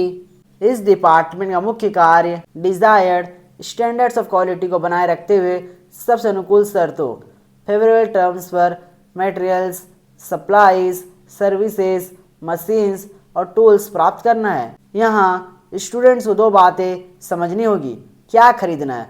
यह डिपार्टमेंट केवल कच्चा माल ही नहीं खरीदता, यह ऑफिस के लिए पेन, कागज, सप्लाईज, फैक्ट्री चलाने के लिए बिजली और इंटरनेट सर्विसेज, बड़ी बड़ी क्रेन और मशीन्स तथा पेचकस, हथौड़े, टूल्स जैसी हर छोटी बड़ी ज़रूरत की चीज़ खरीदता है। कैसे खरीदना है। इन्हें सप्लायर से ऐसी फेवरेबल टर्म्स, अनुकूल शर्तों पर सौदा करना होता है जिसमें कंपनी को फ़ायदा हो, जैसे सप्लायर से भारी डिस्काउंट लेना या माल आज लेकर पैसे 3 महीने बाद देने की सुविधा पाना। लेकिन सबसे बड़ी शर्त यह है कि यह सब करते समय क्वालिटी, में कोई कमी नहीं आनी चाहिए। Purchasing is the most important function of materials management. Purchasing materials management का सबसे महत्वपूर्ण और बुनियादी कार्य है। मटेरियल्स मैनेजमेंट एक बहुत बड़ा छाता अम्ब्रेला है जिसके अंदर माल को संभालना, गोदाम में रखना और उसे फैक्ट्री तक पहुंचाना शामिल है। लेकिन इस पूरे खेल की शुरुआत कहाँ से होती है? परचेसिंग से। यदि आप शुरुआत में ही गलत या खराब सामान खरीद लेंगे तो आगे का स्टोर मैनेजमेंट और स्टॉक मैनेजमेंट कितना भी अच्छा हो, सब बेकार हो जाएगा। इसलिए खरीदारी को इसका सबसे मुख्य हिस्सा माना जाता है। The moment an order is placed for the purchase of materials, a substantial part of the company's finance is committed which affects cash flow position of the company। जैसी सामग्री खरीदने के लिए सप्लायर को ऑर्डर दिया जाता है, कंपनी के पैसे फाइनेंस का एक बहुत बड़ा हिस्सा उसमें बंद जाता है, जिससे कंपनी के नकदी प्रवाह की स्थिति प्रभावित होती है। इसको बहुत ही सरल तरीके से समझिए। मान लीजिए आपके कंपनी के बैंक अकाउंट में 10 लाख रुपया नगद कैश पड़े हैं। आपने सप्लायर को 8 लाख रुपया की लकड़ी का ऑर्डर दे दिया। ऑर्डर साइन करते ही आपके हुए 8 लाख रुपया ब्लॉक हो गए। अब यदि अचानक आपकी फैक्ट्री की कोई मशीन खराब हो जाए या कर्मचारियों से सैलरी देनी हो तो आपके पास केवल 2 लाख रुपए ही बचेंगे। इसी को कहते हैं कैश फ्लो का प्रभावित होना। इसलिए परचेज डिपार्टमेंट को बहुत सोच समझकर ऑर्डर देना पड़ता है ताकि कंपनी के पास रोजमर्रा के खर्चे चलाने के लिए हमेशा पर्याप्त कैश बचा रहे। Thus, if the size of a business concern permits, there should be a separate purchasing department. The responsibility for purchasing all types of materials should be entrusted to this department. इसलिए यदि व्यवसायिक संस्थान का आकार बड़ा हो, साइज परमिट्स, तो वहाँ एक सेपरेट परचेसिंग डिपार्टमेंट अवश्य होना चाहिए और संगठन के लिए हर प्रकार की सामग्री खरीदने की पूरी जिम्मेदारी इसी विशेष विभाग को सौंपी जानी चाहिए। अगर कोई छोटी परचून की दुकान है तो मालिक खुद ही सारा सामान खरीद लेता है, लेकिन बड़ी कंपनियों जैसे टाटा, मारुति या रिलायंस में अगर हर डिपार्टमेंट का मैनेजर जैसे production manager, sales manager, HR manager खुद ही बाजार जाकर अपने लिए चीज़ों को खरीदने लगेगा तो पैसों की बर्बादी और अफरा तफरी मच जाएगी। इसलिए नियम यह है कि कंपनी में सुई से लेकर हवाई जहाज तक जो भी खरीदा जाएगा वह केवल और केवल इस सेपरेट परचेज डिपार्टमेंट के माध्यम से ही खरीदा जाएगा ताकि पारदर्शिता और बचत बनी रहे। The head of this department is usually known as the purchase manager of the supplier manager और द चीफ बायर। इस महत्वपूर्ण विभाग के मुख्य हेड को आमतौर पर परचेस मैनेजर, सप्लाई मैनेजर या चीफ बायर के नाम से पुकारा जाता है। जैसे क्रिकेट टीम का कप्तान होता है जो सारे अहम फैसला लेता है, वैसे ही परचेसिंग डिपार्टमेंट का भी एक कप्तान होता है, उससे हम परचेस मैनेजर कहते हैं। पूरी कंपनी की तरफ से सप्लायर्स के साथ अंतिम बातचीत करना, डील्स फाइनल करना और कंपनी के करोड़ों रुपए सही जगह पर खर्च करवाने की अंतिम जिम्मेदारी इसी व्यक्ति की होती है। Following are the basic objectives for establishing a separate purchasing department। पहला, to make continuous availability of materials so that there may be uninterrupted flow of materials for production। materials कच्चे माल की लगातार उपलब्धता सुनिश्चित करना ताकि प्रोडक्शन के लिए मटेरियल्स का बिना किसी रुकावट के प्रवाह बना रहे। इसका मतलब यह है कि फैक्ट्री में काम कभी भी कच्चे माल रॉ मटेरियल की कमी की वजह से रुकना नहीं चाहिए। अगर माल ख़त्म हो गया तो लेबर मजदूर खाली बैठेंगे, मशीनें बंद हो जाएगी और कंपनी को भारी नुकसान होगा। एग्जाम्पल, मान लीजिए आपकी एक कार बनाने की फैक्ट्री है। अगर कार के टायर सप्लाई करने वाला समय पर टायर नहीं पहुंचाता है तो पूरी कार बनकर तैयार खड़ी रहेगी, लेकिन टायरों की कमी के कारण वह मार्केट में बिकने नहीं जा सकती। लेबर खाली बैठी रहेगी और फैक्ट्री का किराया, बिजली बिल वैसे ही लगेगा। इसलिए परचेज डिपार्टमेंट का पहला काम है कि टायर कभी भी ख़त्म ना होने पाए। दूसरा, to make purchases competitively and wisely at the most economical prices. सबसे सस्ते और सही दामों पर कॉम्पिटिटिव और समझदारी से खरीदारी करना। यहाँ इकोनॉमिकल प्राइस का मतलब सिर्फ सबसे घटिया या सबसे सस्ता सामान खरीदना नहीं है। इसका मतलब है कि मार्केट में मौजूद अलग अलग सप्लायर्स की दामों की तुलना करना, उनके साथ मोल भाव नेगोशिएशन करना और सबसे बेस्ट डील क्रैक करना ताकि कंपनी का पैसा बचे। एग्जाम्पल, आप एक स्मार्टफोन बनाने कंपनी है, आपको फ़ोन के लिए डिस्प्ले स्क्रीन खरीदनी है। सप्लायर ए एक स्क्रीन 1,000 रुपया में दे रहा है, सप्लायर बी वही स्क्रीन 950 रुपया में दे रहा है और सप्लायर सी थोक में लेने पर 900 रुपया में देने को तैयार है। परचेज डिपार्टमेंट या समझदारी दिखाएगा, सप्लायर सी से बात करेगा, उसकी क्वालिटी चेक करेगा, 900 रुपया में डील फाइनल करे, कंपनी का प्रति 100 रुपया बचाएगा। तीसरा, to make purchases in reasonable quantities to keep investment in material at minimum. Materials में इन्वेस्टमेंट को कम से कम रखने के लिए उचित मात्रा रीजनेबल क्वांटिटी में खरीदारी करना। ना तो बहुत कम सामान खरीदो कि बार बार ऑर्डर करना पड़े और ना ही बहुत ज़्यादा सामान खरीदे गोडाउन वेयर हाउस में भर लो। अगर आप ज़रूरत से ज़्यादा सामान खरीद लेंगे तो कंपनी का बहुत सारा पैसा उस स्टॉक में फंस जाएगा। ब्लॉक्ड कैपिटल, गोदाम का किराया बढ़ेगा और सामान के खराब या पुराने होने का खतरा रहेगा। एग्जाम्पल, मान लीजिए आपकी एक कपड़ा गारमेंट फैक्ट्री है, आपको साल भर में 10,000 मीटर कपड़े की ज़रूरत होती है। अगर आप एक ही बार में पूरे 10,000 मीटर कपड़ा खरीद कर रख लेंगे तो पहला, आपका लाखों रुपए एक बार में ब्लॉक हो जाएगा जिससे आप कहीं और इस्तेमाल कर सकते थे। दूसरा, गोदाम में रखे रखे कपड़े में दीमक लग सकती है या चूहे काट सकते हैं। तीसरा, फैशन बदल गया तो वह कपड़ा बेकार हो जाएगा, इसलिए डिपार्टमेंट केवल उतनी मात्रा जैसे हर महीने 1,000 मीटर खरीदेगा जितनी ज़रूरत हो। चौथा, to purchase proper quality of materials to have minimum possible wastage of materials and loss in production. Materials की प्रॉपर क्वालिटी खरीदना ताकि मटेरियल्स की बर्बादी और प्रोडक्शन में होने वाले नुकसान को कम से कम किया जा सके। अगर माल की क्वालिटी ख़राब होगी तो मशीन में ढालते वक्त टूट जाएगा या ख़राब फिनिशिंग देगा, इससे सामान बेकार हो जाएगा और जो फाइनल प्रोडक्ट बनेगा उससे कस्टमर रिजेक्ट कर देंगे। इसलिए हमें वही क्वालिटी खरीदनी चाहिए जो इंजीनियरिंग या प्रोडक्शन टीम ने मांगी है। एग्जाम्पल, आपकी एक बेकरी की दुकान है जहां प्रीमियम बिस्किट बनते हैं। अगर परचेज डिपार्टमेंट पैसे बचाने के चक्कर में घटिया और सस्ती क्वालिटी का मैदा या घी खरीद लाता है तो बिस्कुट बेक करते समय टूट जाएंगे, वेस्टेज होगा और जो बिस्कुट बनेंगे उनका टेस्ट इतना खराब होगा कि ग्राहक उन्हें दोबारा नहीं खरीदेंगे। इससे कंपनी का नाम खराब होगा, इसलिए सही क्वालिटी खरीदना बेहद ज़रूरी है। पांचवा है, to develop good supplier relationship which will ensure the best terms of supply of materials. Suppliers के साथ अच्छे संबंध विकसित करना जो मटेरियल्स की सप्लाई के लिए सबसे बेहतरीन शर्तों को सुनिश्चित करेगा। व्यापार केवल पैसों का लेन देन नहीं है बल्कि यह आपसी रिश्तों का खेल है। अगर परचेज डिपार्टमेंट अपने सप्लायर्स के साथ अच्छा व्यवहार रखता है, उनके बिलों का भुगतान समय पर करता है तो सप्लायर संकट के समय भी कंपनी की मदद करेगा। इससे कंपनी को कम दाम, उधार की अच्छी समय सीमा, क्रेडिट पीरियड और ज़रूरत पड़ने पर सबसे पहले डिलीवरी मिलती है।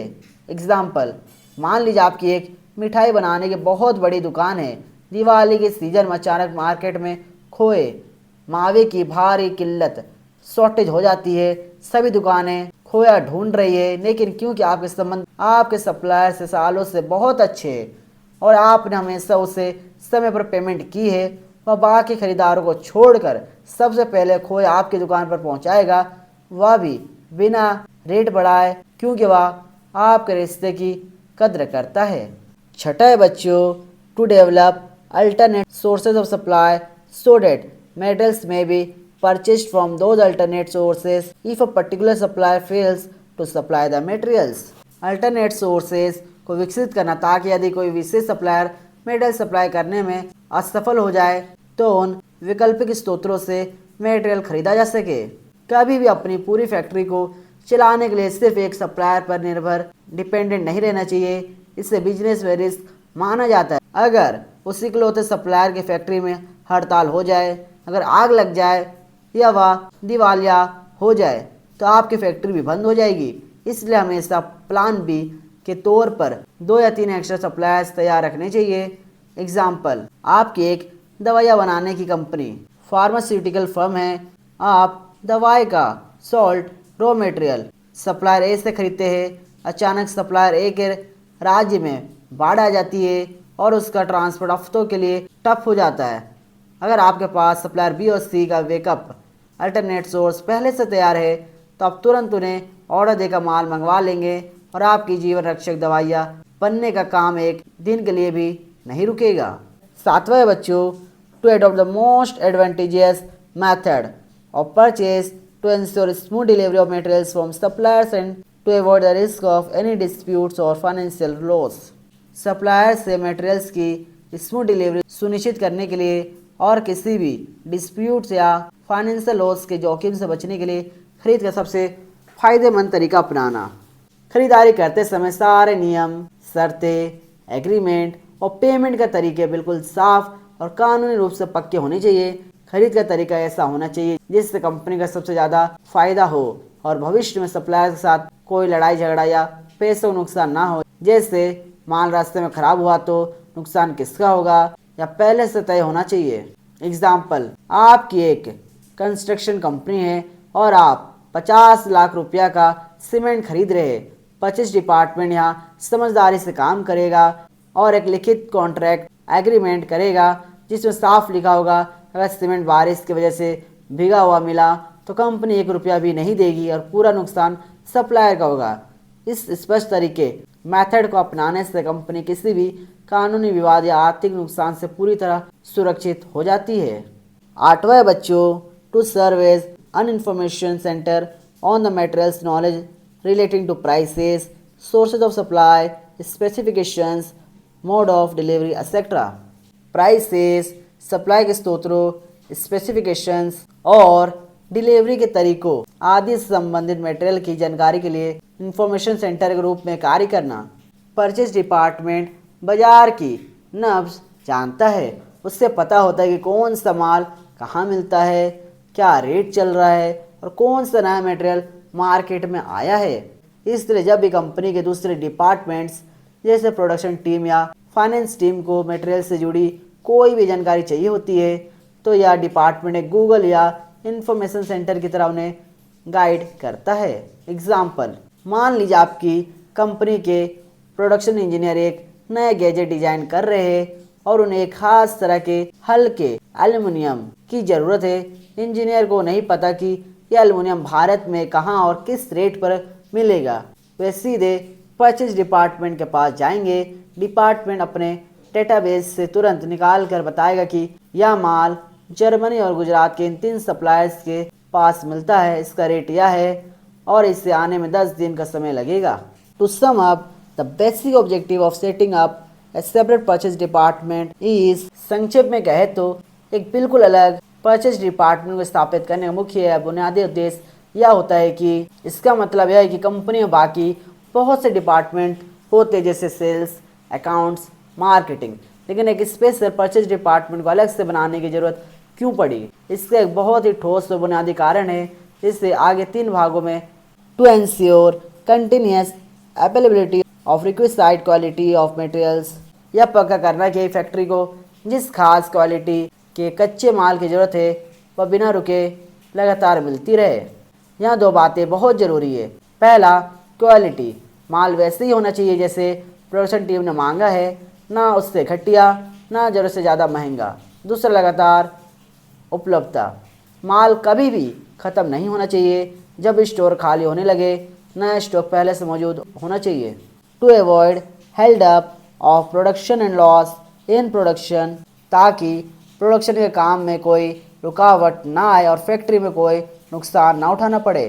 अगर किसी दिन कच्चा माल ख़त्म हो गया तो मशीनें बंद हो जाएगी, मजदूर हाथ पर हाथ धरे बैठे रहेंगे, लेकिन कंपनी को उन मजदूरों की दिहाड़ी, फैक्ट्री किराया और बिजली का बिल तो देना ही पड़ेगा। यह कंपनी के लिए सीधा सीधा नुकसान है।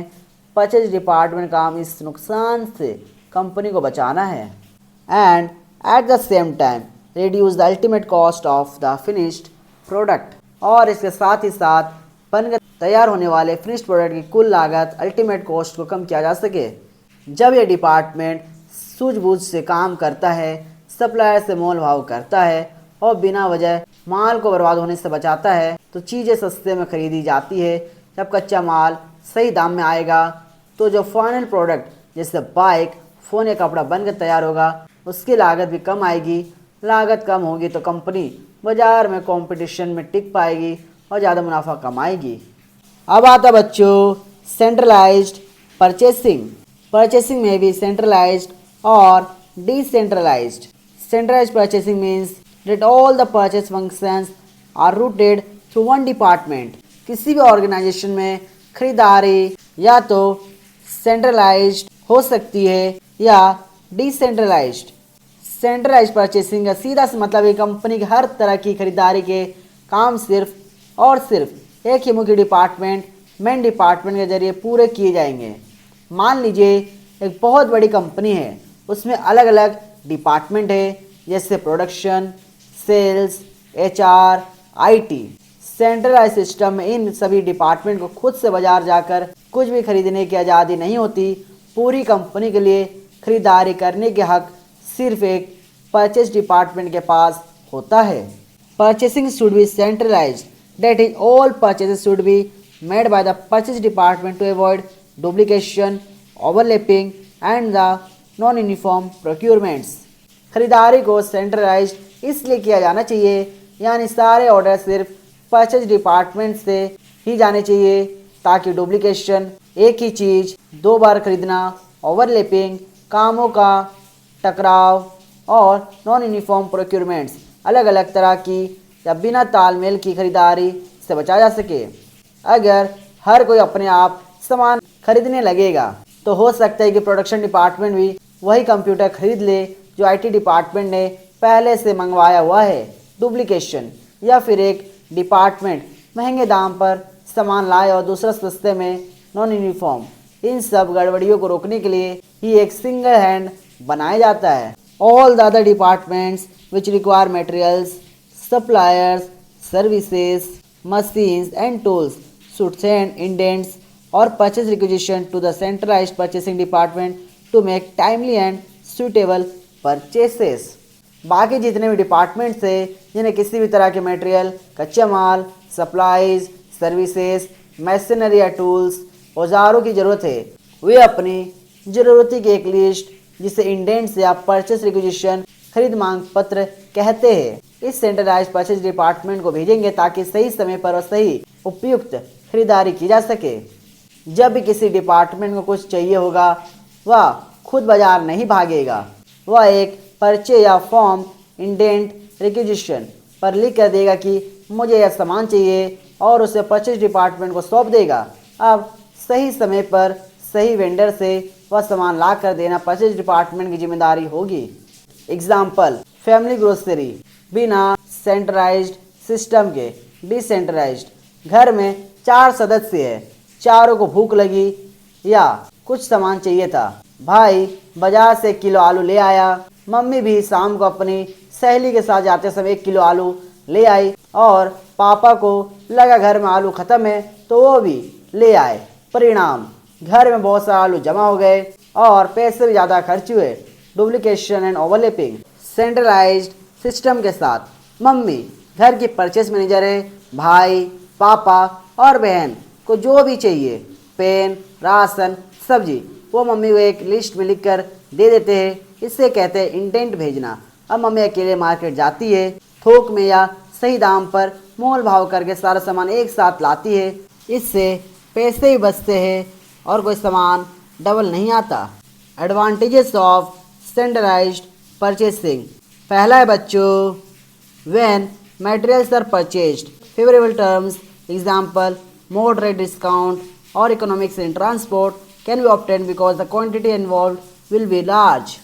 जब मटेरियल कच्चा माल खरीदा जाता है तो अनुकूल शर्तें, फेवरेबल टर्म्स जैसे कि अधिक व्यापारिक छूट, ट्रेड डिस्काउंट या ट्रांसपोर्टेशन बचत, इकोनॉमीज इन ट्रांसपोर्ट हासिल की जा सकती है क्योंकि खरीदी जाने वाली मात्रा, क्वांटिटी बहुत बड़ी होती है।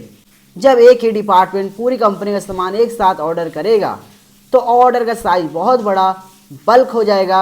जब आप किसी सप्लायर से थोक में सामान लेते हैं तो वो आपको ज़्यादा डिस्काउंट देता है, साथ ही अलग अलग टुकड़ों में सामान मंगाने के बजाय एक ही बड़े ट्रक में सामान आ जाता है, जिससे किराए, फ्रेट, ट्रांसपोर्ट का खर्चा भी बचता है।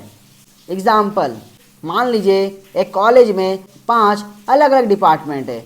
अगर हर डिपार्टमेंट खुद के लिए 2-2 रीम, पैकेट्स, फोटोकॉपी, पेपर खरीदेगा तो दुकानदार उन्हें रिटेल प्राइस उदाहरण 300 रुपये प्रति पैकेट पर देगा। लेकिन अगर सेंट्रल ऑफिस एक साथ 50 पैकेट का ऑर्डर दे तो दुकानदार खुद से होकर थोक भाव उदाहरण 250 रुपये प्रति पैकेट लगा देगा और डिलीवरी भी फ्री कर देगा। इससे ही फेवरेबल टर्म्स तो बल्क परचेज का फायदा कहते हैं। दूसरा है बच्चों, the purchasing department can be staffed with highly paid officials who are experts in the art of purchasing the materials. Specialized knowledge and skill of this person can be utilized. इस centralised purchasing department में highly paid officials को रखा जा सकता है जो material खरीदने की कला में एक्सपर्ट्स माहिर होते हैं। इन लोगों के स्पेशलाइज्ड नॉलेज और स्किल का पूरा फ़ायदा उठाया जा सकता है। अगर हर डिपार्टमेंट खुद खरीदेगा तो प्रोडक्शन मैनेजर या अकाउंटेंट सामान खरीदने जाएगा, जिन्हें मार्केट, वेंडर्स या कानूनी कॉन्ट्रैक्ट्स की गहरी समझ नहीं होती।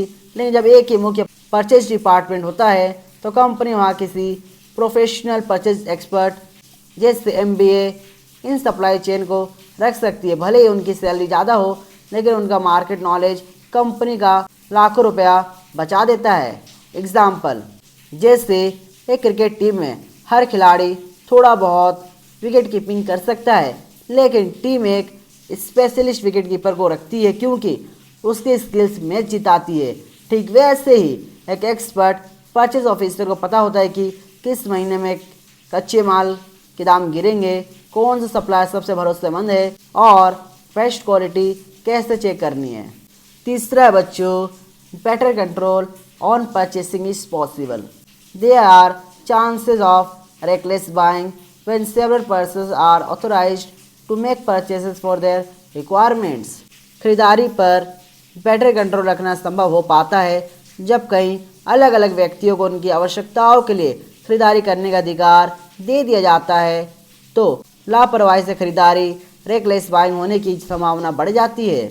अगर कंपनी में हर किसी को पैसे खर्च करने और सामान खरीदने की छूट दे दी जाए तो लोग बिना सोचे समझे या ज़रूरत न होने पर भी फालतू सामान खरीद लेते हैं, रेकलेस बाइंग, जिससे बजट बिगड़ जाता है। जब पूरी चाबी सिर्फ एक ही डिपार्टमेंट के पास होगी तो हर एक खर्चे पर पूरी नज़र रखी जा सकती है, स्ट्रिक्ट कंट्रोल। एग्जाम्पल, इसे एक हॉस्टल के रूम से समझिए। अगर रूम के सभी 4 दोस्तों के पास कॉमन फंड से पैसे खर्च करने का हक हो तो कोई भी बिना पूछे पिज़्ज़ा मंगा लेगा या कोई फालतू गैजेट खरीद लाएगा। लेकिन अगर 4 दोस्त मिलकर किसी एक जिम्मेदार दोस्त को ट्रेजरर बना दे तो वो हर खर्चे का हिसाब मांगेगा और फालतू चीज़ें खरीदने से रोकेगा। यही है बेटर कंट्रोल। चौथा है बच्चों, all records with regard to purchases are kept at one place under the supervision of the purchase officer. This results in economy both in compilation and concentration of records. खरीदारी से जुड़े सभी record एक ही जगह पर परचेज ऑफिसर की देखरेख supervision में रखे जाते हैं।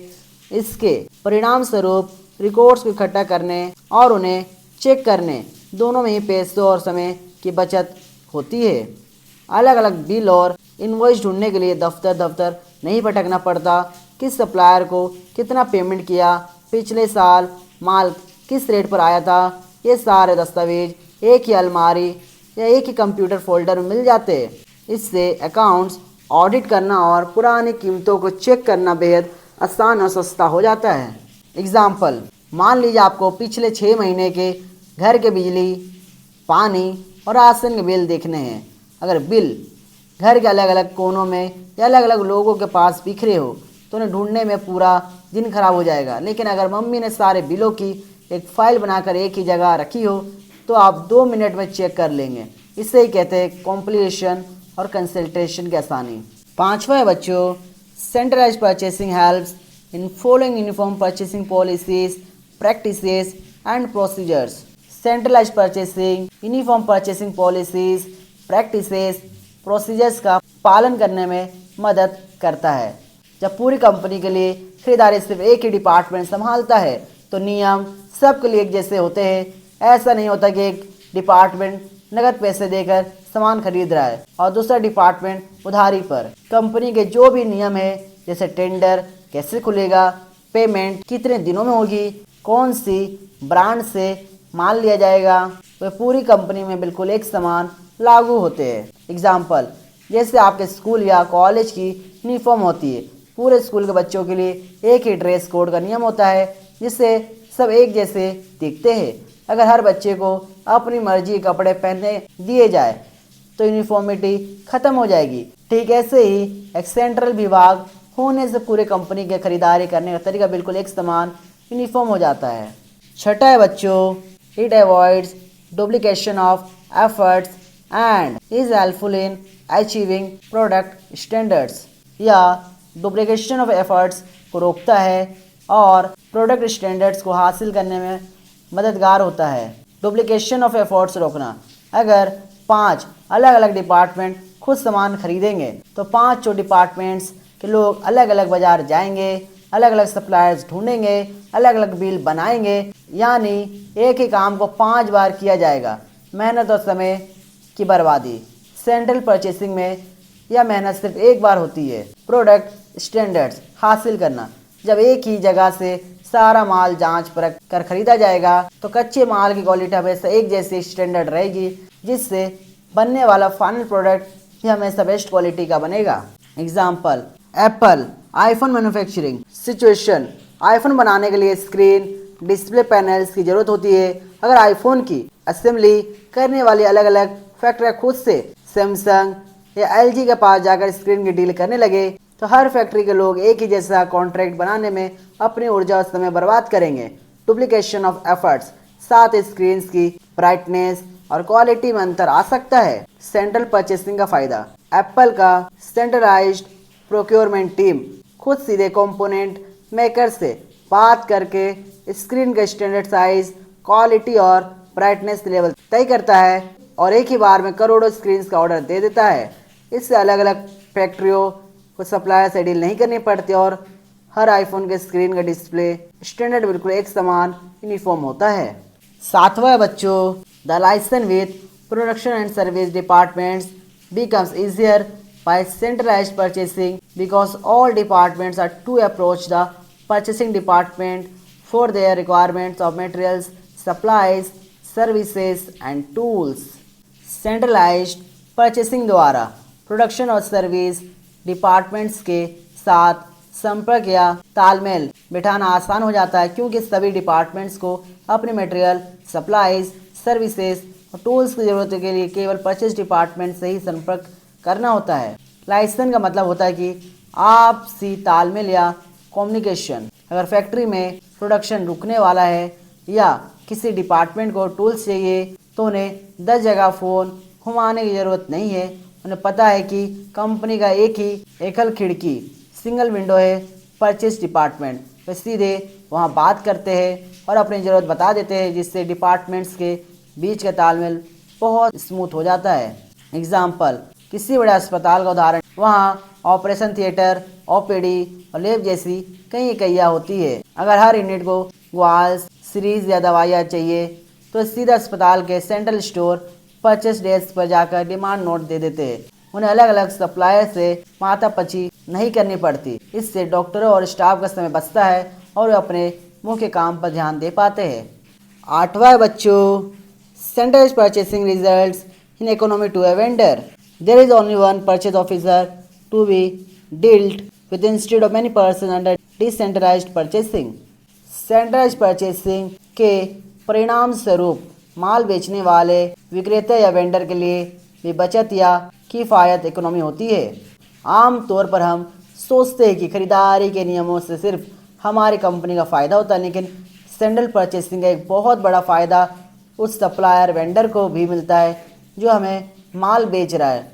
उसके लिए भी अपना बिजनेस संभालना बहुत किफ़ायती, सस्ता और आसान हो जाता है, क्योंकि वेंडर को डिसेंट्रलाइज्ड परचेसिंग की तरह कंपनी के बहुत सारे अलग अलग लोगों से बातचीत करने के बजाय केवल एक ही मुख्य परचेज ऑफिसर के साथ डील करनी होती है। अगर डिसेंट्रलाइज सिस्टम हो तो वेंडर को कंपनी का हर डिपार्टमेंट के मैनेजर के पास अलग अलग चक्कर काटने पड़ेंगे, हर किसी से अलग मोल भाव करना पड़ेगा और सबके लिए अलग अलग छोटे बिल और डिलीवरी तैयार करनी होगी। लेकिन सेंट्रलाइज सिस्टम में उसका काम बहुत आसान हो जाता है। उसे बस एक केबिन में बैठना है, एक ही ऑफिसर से डील करनी है और एक बड़ा ऑर्डर फाइनल करना है। एग्जाम्पल, एक स्कूल वेंडर और यूनिफॉर्म। डिसेंट्रलाइज्ड सिचुएशन, मुश्किल रास्ता। मान लीजिए एक बड़ा स्कूल है जिसमें 12 क्लास है। अगर हर क्लास का टीचर या हर बच्चा खुद सीधे जाकर कपड़े के बड़े व्यापारी वेंडर से अलग अलग बात करे कि सर मुझे 1 मीटर कपड़ा दे दो, मुझे 2 मीटर दे दो, तो उस व्यापारी का दिमाग खराब हो जाएगा। उससे 500 ग्राहकों का अलग अलग हिसाब को रखना पड़ेगा, बिल बनाना पड़ेगा और बहुत सारा समय और लेबर खर्च करना पड़ेगा। सेंट्रलाइज्ड सिचुएशन, वेंडर के लिए बचत। अब स्कूल ने क्या किया, उन्होंने एक सेंट्रल स्टोर बना दिया। स्कूल का परचेज ऑफिसर खुद उस कपड़े के व्यापारी के पास जाता है और कहता है मुझे पूरे स्कूल के लिए एक साथ 2000 मीटर कपड़ा चाहिए। अब वेंडर के लिए कितनी बड़ी बचत है, उसे 500 लोगों से माथापच्ची नहीं करनी पड़ी। एक ही अधिकारी से बात हुई, एक ही बार में भारी मात्रा में माल बिका, एक ही इनवॉइस बना और ट्रांसपोर्ट खर्चा भी बच गया। इसी को कहते हैं वेंडर के लिए होने वाली बचत, economic to a vendor.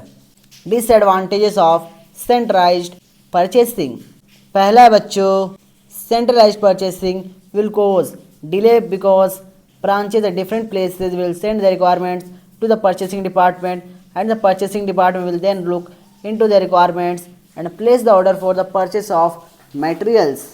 Centralised purchasing कारण काम में देरी डिले होगी क्योंकि अलग अलग जगहों पर स्थित ब्रांचेस अपनी आवश्यकताओं को पहले मुख्य परचेज डिपार्टमेंट को भेजेंगी, फिर वह परचेज डिपार्टमेंट उन आवश्यकताओं की जांच करेगा और सामग्री खरीदने के लिए ऑर्डर प्लेस करेगा। सेंट्रलाइजेशन का सबसे बड़ा दुश्मन है देरी, डिले। मान लीजिए एक फैक्ट्री चेन्नई में है और उसका परचेज हेड ऑफिस दिल्ली में है। अगर चेन्नई फैक्ट्री में कोई ज़रूरी केमिकल अचानक ख़त्म हो जाए तो वहाँ का मैनेजर सीधे बाजार से नहीं खरीद सकता, उससे पहले दिल्ली ईमेल भेजना होगा। दिल्ली वाले कागजात चेक करेंगे, मीटिंग करेंगे और फिर ऑर्डर देंगे।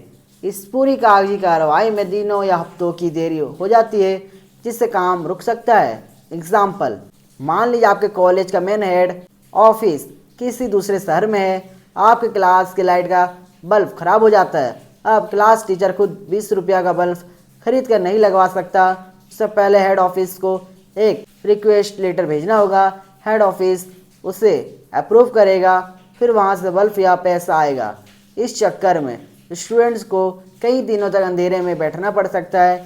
इससे ही कहते हैं डिले इन प्रोसेस। दूसरा है बच्चों, in case of centralized purchasing branches at different places can not take advantage of localized purchasing.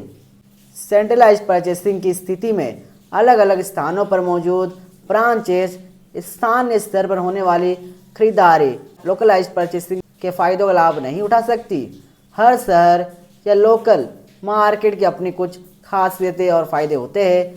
हो सकता है कि चेन्नई की फैक्ट्री के ठीक बगल वाली दुकान में वही कच्चा माल बहुत सस्ते में और तुरंत मिल रहा हो, लेकिन सेंट्रल सिस्टम के कड़े नियमों के कारण चेन्नई ब्रांच उस लोकल डील का फ़ायदा नहीं उठा सकती क्योंकि उन्हें तो माल उसी सप्लायर से लेना पड़ेगा जिससे दिल्ली वाले हेड ऑफिस ने तय किया है। इससे लोकल मार्केट के डिस्काउंट और तुरंत डिलीवरी का मौका हाथ से निकल जाता है। Example, construction site and cement supply situation. मान लीजिए एक बहुत बड़ी रियल एस्टेट कंपनी जैसे DLF का मुख्य परचेज ऑफिस दिल्ली में है। उनकी एक नई बिल्डिंग का कंस्ट्रक्शन साइट पटना बिहार में चल रहा है। पटना साइट के ठीक बगल में एक लोकल सीमेंट डीलर है जिसके पास बम्पर स्टॉक खाली करना है और वह तुरंत 350 रुपये प्रति बोरी में सीमेंट देने को तैयार है, जिससे ट्रांसपोर्ट खर्चा भी 0 रुपया लगेगा। नुकसान, नो लोकल एडवांटेज। लेकिन कंपनी के सेंट्रलाइज्ड नियमों के मुताबिक पटना ब्रांच खुद से सीमेंट नहीं खरीद सकती। उन्हें दिल्ली हेड ऑफिस द्वारा पहले से तय किए गए सप्लायर जो कि झारखंड में है से ही सीमेंट मंगवाना पड़ेगा, जिसका रेट 380 रुपया है। और ऊपर से भारी ट्रक का भाड़ा भी देना पड़ेगा। सेंट्रल परचेसिंग की वजह से पटना ब्रांच चाह कर भी उस लोकल और सस्ती डील लोकलाइज्ड परचेसिंग का फ़ायदा नहीं उठा पाई।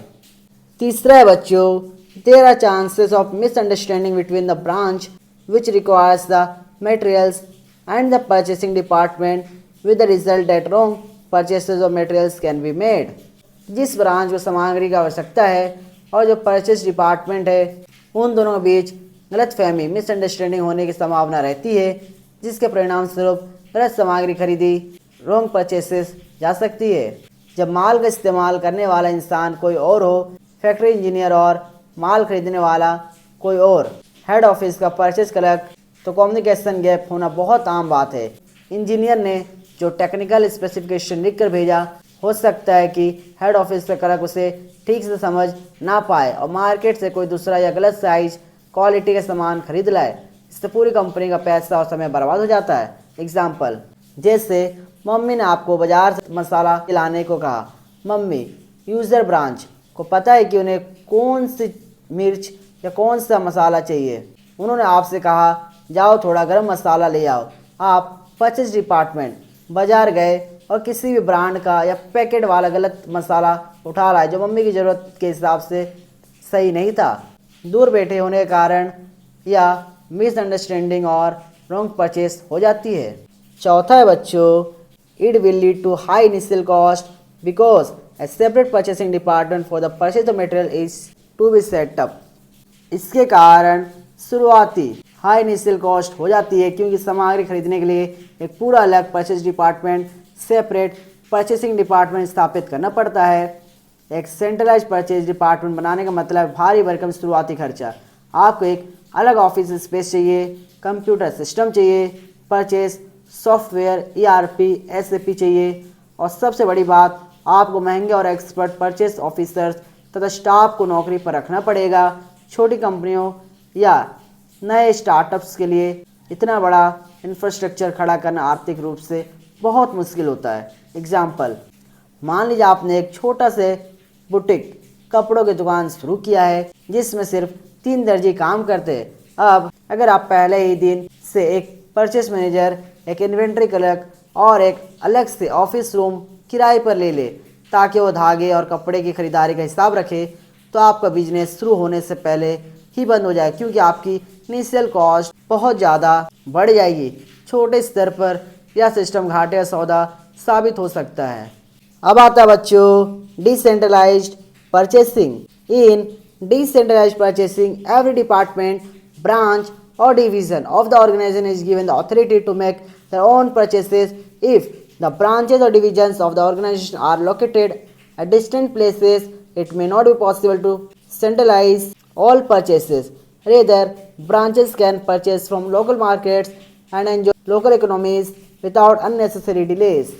Decentralized purchasing में ऑर्गेनाइजेशन के हर एक डिपार्टमेंट, ब्रांच या डिवीज़न को अपनी खुद की खरीदारी करने का अधिकार, ऑथोरिटी दे दिया जाता है। यदि संस्था की शाखा या डिवीज़न बहुत दूर दूर के स्थानों पर स्थित हो तो सभी खरीदारियों का सेंट्रलाइज करना संभव नहीं हो पाता है।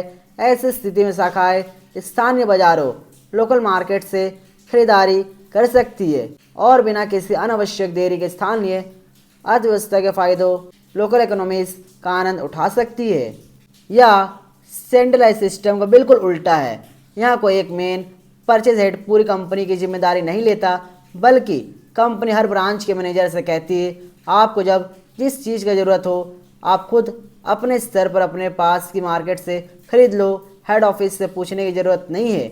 यह तरीका तब सबसे बेस्ट होता है जब कंपनी का अलग अलग प्लांट या ऑफिस देश के अलग अलग कोनों में बहुत दूर दूर फैले होते हैं। एग्जाम्पल, मान लीजिए एक बहुत बड़ी फास्ट फूड चेन है जिसके आउटलेट पूरे भारत में है। अब अगर आसाम के ब्रांच को चाय पत्ती चाहिए, पंजाब के ब्रांच को लस्सी के लिए दही चाहिए और केरल के ब्रांच को नारियल का तेल चाहिए, तो वे दिल्ली हेड ऑफिस को लिस्ट नहीं भेजेंगे। असम का मैनेजर वहीं के लोकल मार्केट से ताज़ी चाय पत्ती खरीदेगा और केरल वाला वहीं से नारियल तेल खरीदेगा। इससे काम तुरंत हो जाता है और लोकल मार्केट का फ़ायदा भी मिलता है। अब आता है बच्चों एडवांटेजेस ऑफ डिसेंट्रलाइज्ड परचेसिंग। पहला है बच्चों delay in purchasing can be avoided by purchasing in local markets. स्थानीय बाजारों में खरीदारी करके खरीदारी में होने वाली देरी, डिले इन परचेसिंग से बचा जा सकता है। Can be avoided. जब किसी ब्रांच या डिपार्टमेंट के मैनेजर को सामान खरीदने के लिए दूर बैठे हेड ऑफिस, सेंट्रल ऑफिस से कागजी अनुमति अप्रूवल नहीं मांगनी पड़ती, तो समय की बहुत बड़ी बचत होती है। जैसे डिपार्टमेंट को किसी सामग्री की जरूरत महसूस होती है, मैनेजर तुरंत अपने पास के लोकल मार्केट से उससे खरीद लेता है। इससे काम में कभी रुकावट नहीं आती और ना ही फाइलें एक टेबल से दूसरे टेबल पर घूमती है। एग्जाम्पल, मान लीजिए एक automobile service centre car repair shop है। कार रिपेयर करते समय मैकेनिक को पता चलता है कि एक खास नट बोल्ट खत्म हो गया है। अगर सेंट्रलाइज सिस्टम होगा तो उससे मुख्य हेड ऑफिस को डिमांड भेजनी होगी, जिससे 3-4 दिन लग जाएंगे और ग्राहक की कार खड़ी रहेगी। लेकिन डिसेंट्रलाइज सिस्टम में सर्विस सेंटर का मैनेजर तुरंत सामने वाले ऑटो पार्ट की दुकान लोकल मार्केट पर जाएगा, 50 रुपये का नट बोल्ट खरीदेगा और 10 मिनट में कार ठीक करके ग्राहक को दे देगा। यहाँ देरी, डिले पूरी तरह से ख़त्म हो गई। दूसरा है बच्चों, chances of wrong purchases are eliminated. गलत सामग्री खरीदे जाने की संभावना, चांसेस ऑफ रॉन्ग परचेसेस पूरी तरह से समाप्त हो जाती है। Are eliminated. सेंट्रलाइज्ड परचेसिंग में अक्सर दूर बैठे अधिकारी यूजर डिपार्टमेंट के वास्तविक और बारीक ज़रूरत को समझ नहीं पाते, जिससे गलत सामान आ जाता है। लेकिन डिसेंट्रलाइज्ड सिस्टम माल खरीदने की जिम्मेदारी उसी डिपार्टमेंट की होती है जिसे उसका इस्तेमाल करना है। चूँकि खरीदने वाला व्यक्ति खुद अपनी ज़रूरत को सबसे बेहतर जानता है, इसलिए वह कभी भी गलत या बेमेल, इनकरेक्ट साइज, क्वालिटी सामान नहीं खरीदता। एग्जाम्पल, मान लीजिए कॉलेज की केमिस्ट्री लैब के लिए कुछ खास कांच के बीकर्स और टेस्ट ट्यूब चाहिए। लैब असिस्टेंट खुद लोकल साइंटिफिक स्टोर पर जाता है और कांच की मोटाई तथा क्वालिटी को छूकर और देखकर खरीदता, क्योंकि लैब असिस्टेंट को पता है कि एक्सपेरिमेंट के दौरान किस क्वालिटी के बीकर की ज़रूरत है, इसलिए गलत सामान आने का कोई चांस ही नहीं रहता। तीसरा है बच्चों, decentralized purchasing promises advantages of localized purchasing. Decentralized purchasing स्थानीय स्तर पर की जाने वाली खरीदारी के फायदों, एडवांटेजेस ऑफ लोकलाइज्ड परचेसिंग का पूरा भरोसा देता है। प्रोमिसेस, हर शहर या क्षेत्र के स्थानीय बाजार की अपनी कुछ अनोखी खूबियाँ होती है। जैसे कहीं कोई कच्चा माल बहुत सस्ता मिलता है, कहीं कैश डिस्काउंट अच्छा मिलता है, तो कहीं बिना ट्रांसपोर्ट खर्चे के तुरंत डिलीवरी मिल जाती है। डिसेंट्रलाइज सिस्टम लोकल मैनेजरों को पूरी छूट देता है कि वे इन क्षेत्रीय अवसरों का पूरा लाभ उठाए और अपने ब्रांच का फ़ायदा कराए। एग्जाम्पल, मान लीजिए एक बहुत बड़ी टेक्सटाइल कपड़ा कंपनी है जिसकी एक मैन्युफैक्चरिंग यूनिट सूरत गुजरात में है और दूसरी दिल्ली में है। सूरत को कपड़ों का हब कहा जाता है। सूरत ब्रांच का लोकल मैनेजर सीधे वहाँ की लोकल मिलों से बहुत ही सस्ते दाम पर और बिना किसी भाड़े के धागा और कच्चा कपड़ा खरीद सकता है। डिसेंट्रलाइज होने के कारण वह तुरंत इस लोकल मार्केट के डिस्काउंट और फायदे का लाभ उठा लेता है। चौथा है बच्चों, there is no need to maintain huge stocks as material can be easily and promptly procured locally. Huge stocks जमा करके रखने की आवश्यकता नहीं होती, क्योंकि सामान स्थानीय रूप से आसानी से और तुरंत प्रॉम्प्टली प्राप्त किया जा सकता है। जब आपको पता होता है कि सामान आने में हफ्ता लग जाएंगे, तब आप डर के मारे बहुत सारा सामान गोदाम वेयर हाउस में भर कर रख लेते हैं, जिससे आपका पैसा ब्लॉक हो जाता है और सामान खराब होने का डर रहता है। लेकिन जब आपके पास लोकल मार्केट से तुरंत सामान खरीदने की आज़ादी होती है, तो आप उतना ही खरीदते हैं जितनी ज़रूरत है, क्योंकि ख़त्म होने पर 1 घंटे में दोबारा लाया जा सकता है। एग्जाम्पल, एक होटल या रेस्टोरेंट की चेन को रोज़ ताज़ी सब्जियों की ज़रूरत होती है। वे महीनों का सब्जियां एक साथ स्टोर करके नहीं रख सकते, क्योंकि वे सड़ जाएंगी। डिसेंट्रलाइज सिस्टम के कारण हर होटल का शेफ रोज सुबह पास की लोकल मंडी से फ्रेश सब्जियां ला सकता है। इससे ना तो भारी स्टॉक रखने के लिए बड़े कोल्ड स्टोरेज की जरूरत पड़ती है और ना ही पैसा फंसा रहता है। अब आता है बच्चों डिसएडवांटेजेस ऑफ डिसेंट्रलाइज्ड परचेसिंग। पहला है बच्चों, there are no advantages of bulk purchasing.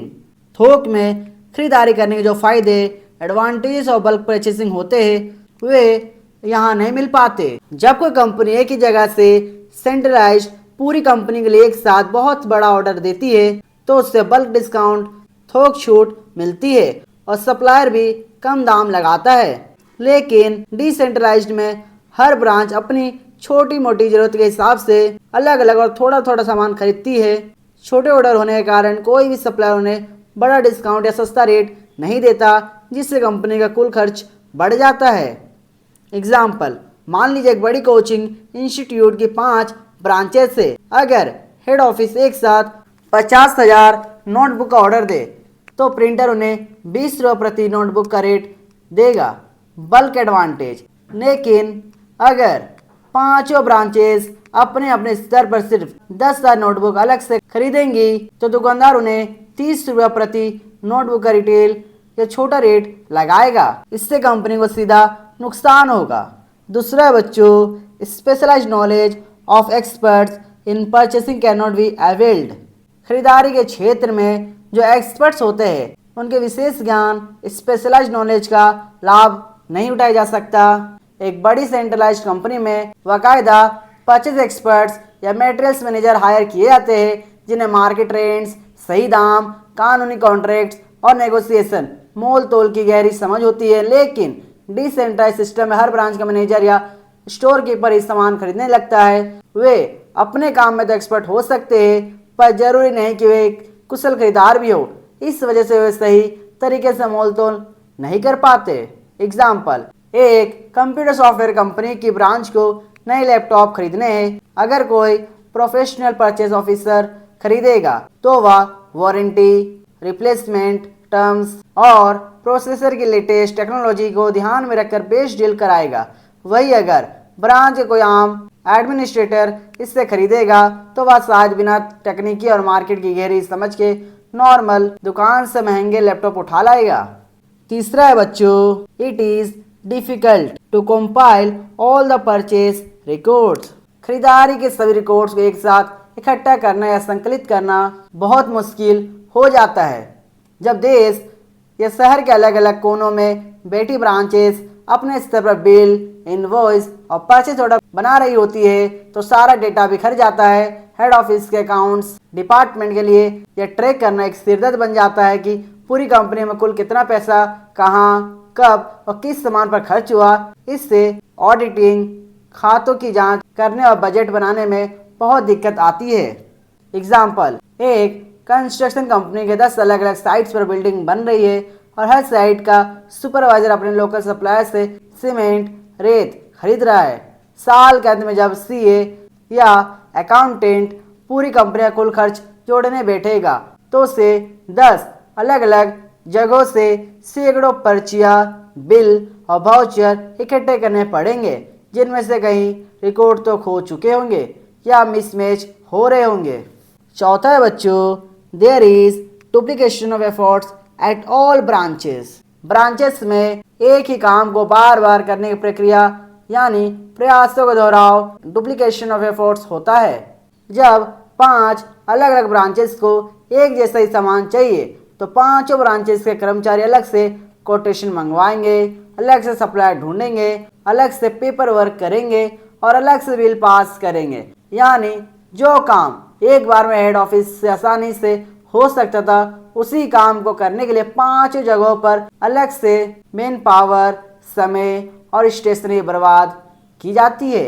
Example, मान लीजिए एक बैंक की 4 अलग अलग ब्रांचेस को अपने ऑफिस के लिए एक जैसी प्रिंटर मशीनें चाहिए। जब चारों ब्रांच के मैनेजर अलग अलग सप्लायर से बात कर रहे हैं, फॉर्म भर रहे हैं, ईमेल भेज रहे और मीटिंग्स कर रहे हैं, एक ही काम को 4 अलग अलग जगहों पर करने से बैंक के स्टाफ का वास्तव में बर्बाद हो रहा है जो वे कस्टमर डीलिंग में लगा सकते थे। पांचवा है बच्चों, standardization of quality of materials can not be ensured. खरीदी गई मटेरियल्स की स्टैंडर्डाइजेशन ऑफ मटेरियल्स को सुनिश्चित नहीं किया जा सकता है। स्टैंडर्डाइजेशन का मतलब होता है हर जगह एक जैसी क्वालिटी मिलना। जब कोई कंपनी अपनी हर ब्रांच को खुद का सामान खरीदने छूट देती है तो हर ब्रांच का मैनेजर अपने अपने लोकल सप्लाई से कच्चा माल रॉ मटेरियल खरीदता है। ऐसे में यह पक्का करना नामुमकिन हो जाता है कि पूरी कंपनी में हर जगह एक ही स्तर की क्वालिटी इस्तेमाल हो रही है। कोई ब्रांच बहुत अच्छी क्वालिटी का माल खरीद सकती है, जबकि दूसरी ब्रांच पैसे बचाने के चक्कर में हल्का या सस्ता माल खरीद सकती है। इससे कंपनी के फाइनल प्रोडक्ट में फर्क आ जाता है और कस्टमर्स के बीच कंपनी का नाम खराब हो सकता है। एग्जाम्पल, मान लीजिए एक बहुत प्रसिद्ध स्कूल चेन है जिसका नाम है ग्लोबल पब्लिक स्कूल। इस स्कूल के 3 अलग अलग शहरों दिल्ली, बेंगलुरु और कोलकाता में ब्रांचेस है।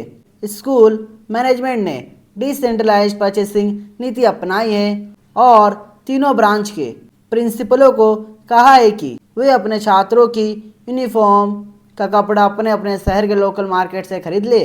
अब देखिए क्या गड़बड़ी होती है।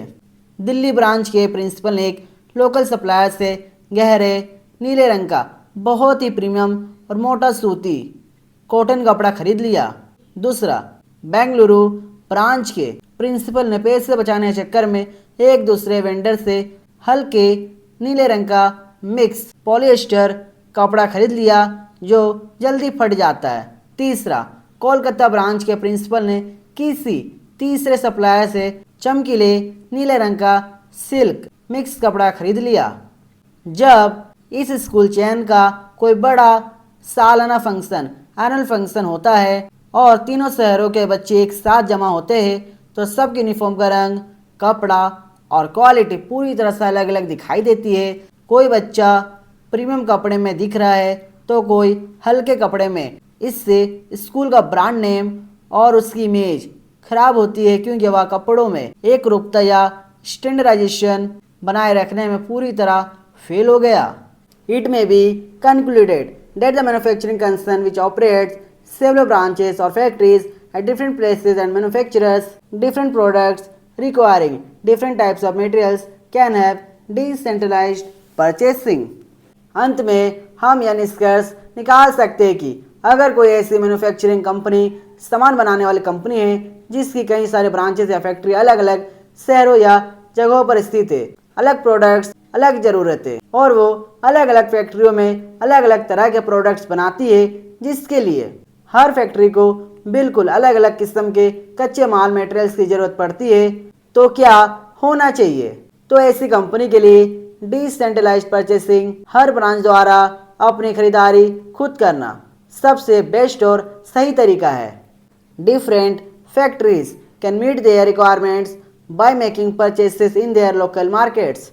लोकल मार्केट का फ़ायदा, इस सिस्टम में अलग अलग शहरों में मौजूद फैक्ट्रियाँ अपनी कच्ची सामग्रियों की ज़रूरतों को पूरा करने के लिए अपने आसपास के लोकल मार्केट से ही सामान खरीद सकती है। इससे उन्हें हेड ऑफिस के अप्रूवल का इंतजार नहीं करना पड़ता। It is advantageous to have centralized purchasing if the branches or factories situated at different places need the same types of materials। एक जरूरी शर्त, लेकिन यहाँ एक बात ध्यान देने वाली है। अगर आपकी फैक्ट्रियाँ भले ही अलग अलग जगहों पर हो लेकिन उन सभी फैक्ट्रियों में बिल्कुल एक ही जैसा सेम टाइप माल इस्तेमाल होता है तो फिर डिसेंट्रलाइज्ड नहीं बल्कि सेंट्रलाइज्ड परचेसिंग एक ही जगह हेड ऑफिस से सबके लिए थोक में खरीदना ज़्यादा फायदेमंद एडवांटेजेस साबित होता है। एग्जाम्पल 1, डिसेंट्रलाइज्ड परचेसिंग क्यों जरूरी है? जब माल अलग अलग हो। मान लीजिए एक बहुत बड़ी कंपनी है, रिलायंस ग्रुप या टाटा।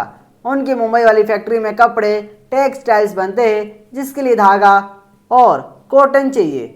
उनकी बेंगलुरु वाली फैक्ट्री में इलेक्ट्रॉनिक गैजेट्स बनते हैं जिसके लिए माइक्रोचिप्स और प्लास्टिक बॉडी चाहिए। उनकी जमशेदपुर वाली फैक्ट्री में स्टील बनता है जिसके लिए कोयला और आयरन ओर चाहिए।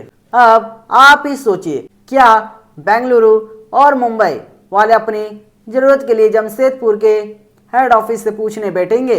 नहीं, क्योंकि सबकी ज़रूरतें अलग है। इसलिए बेंगलुरु वाले बेंगलुरु के लोकल मार्केट से चिप्स खरीदेंगे और मुंबई वाले अपने लोकल मार्केट से कॉटन। इसे ही डिसेंट्रलाइज्ड परचेसिंग कहते हैं। एग्जाम्पल 2, सेंट्रलाइज्ड परचेसिंग कब सही है? जब माल एक जैसा हो। मान लीजिए एक कंपनी है डोमिनोज पिज्जा। इनकी एक ब्रांच दिल्ली में है, एक मुंबई में और एक कोलकाता में। भले ही दुकानें अलग अलग शहरों में हैं, लेकिन पिज्जा बनाने के लिए इस्तेमाल होने वाला चीज़ और मैदा हर जगह बिल्कुल एक जैसा ही चाहिए।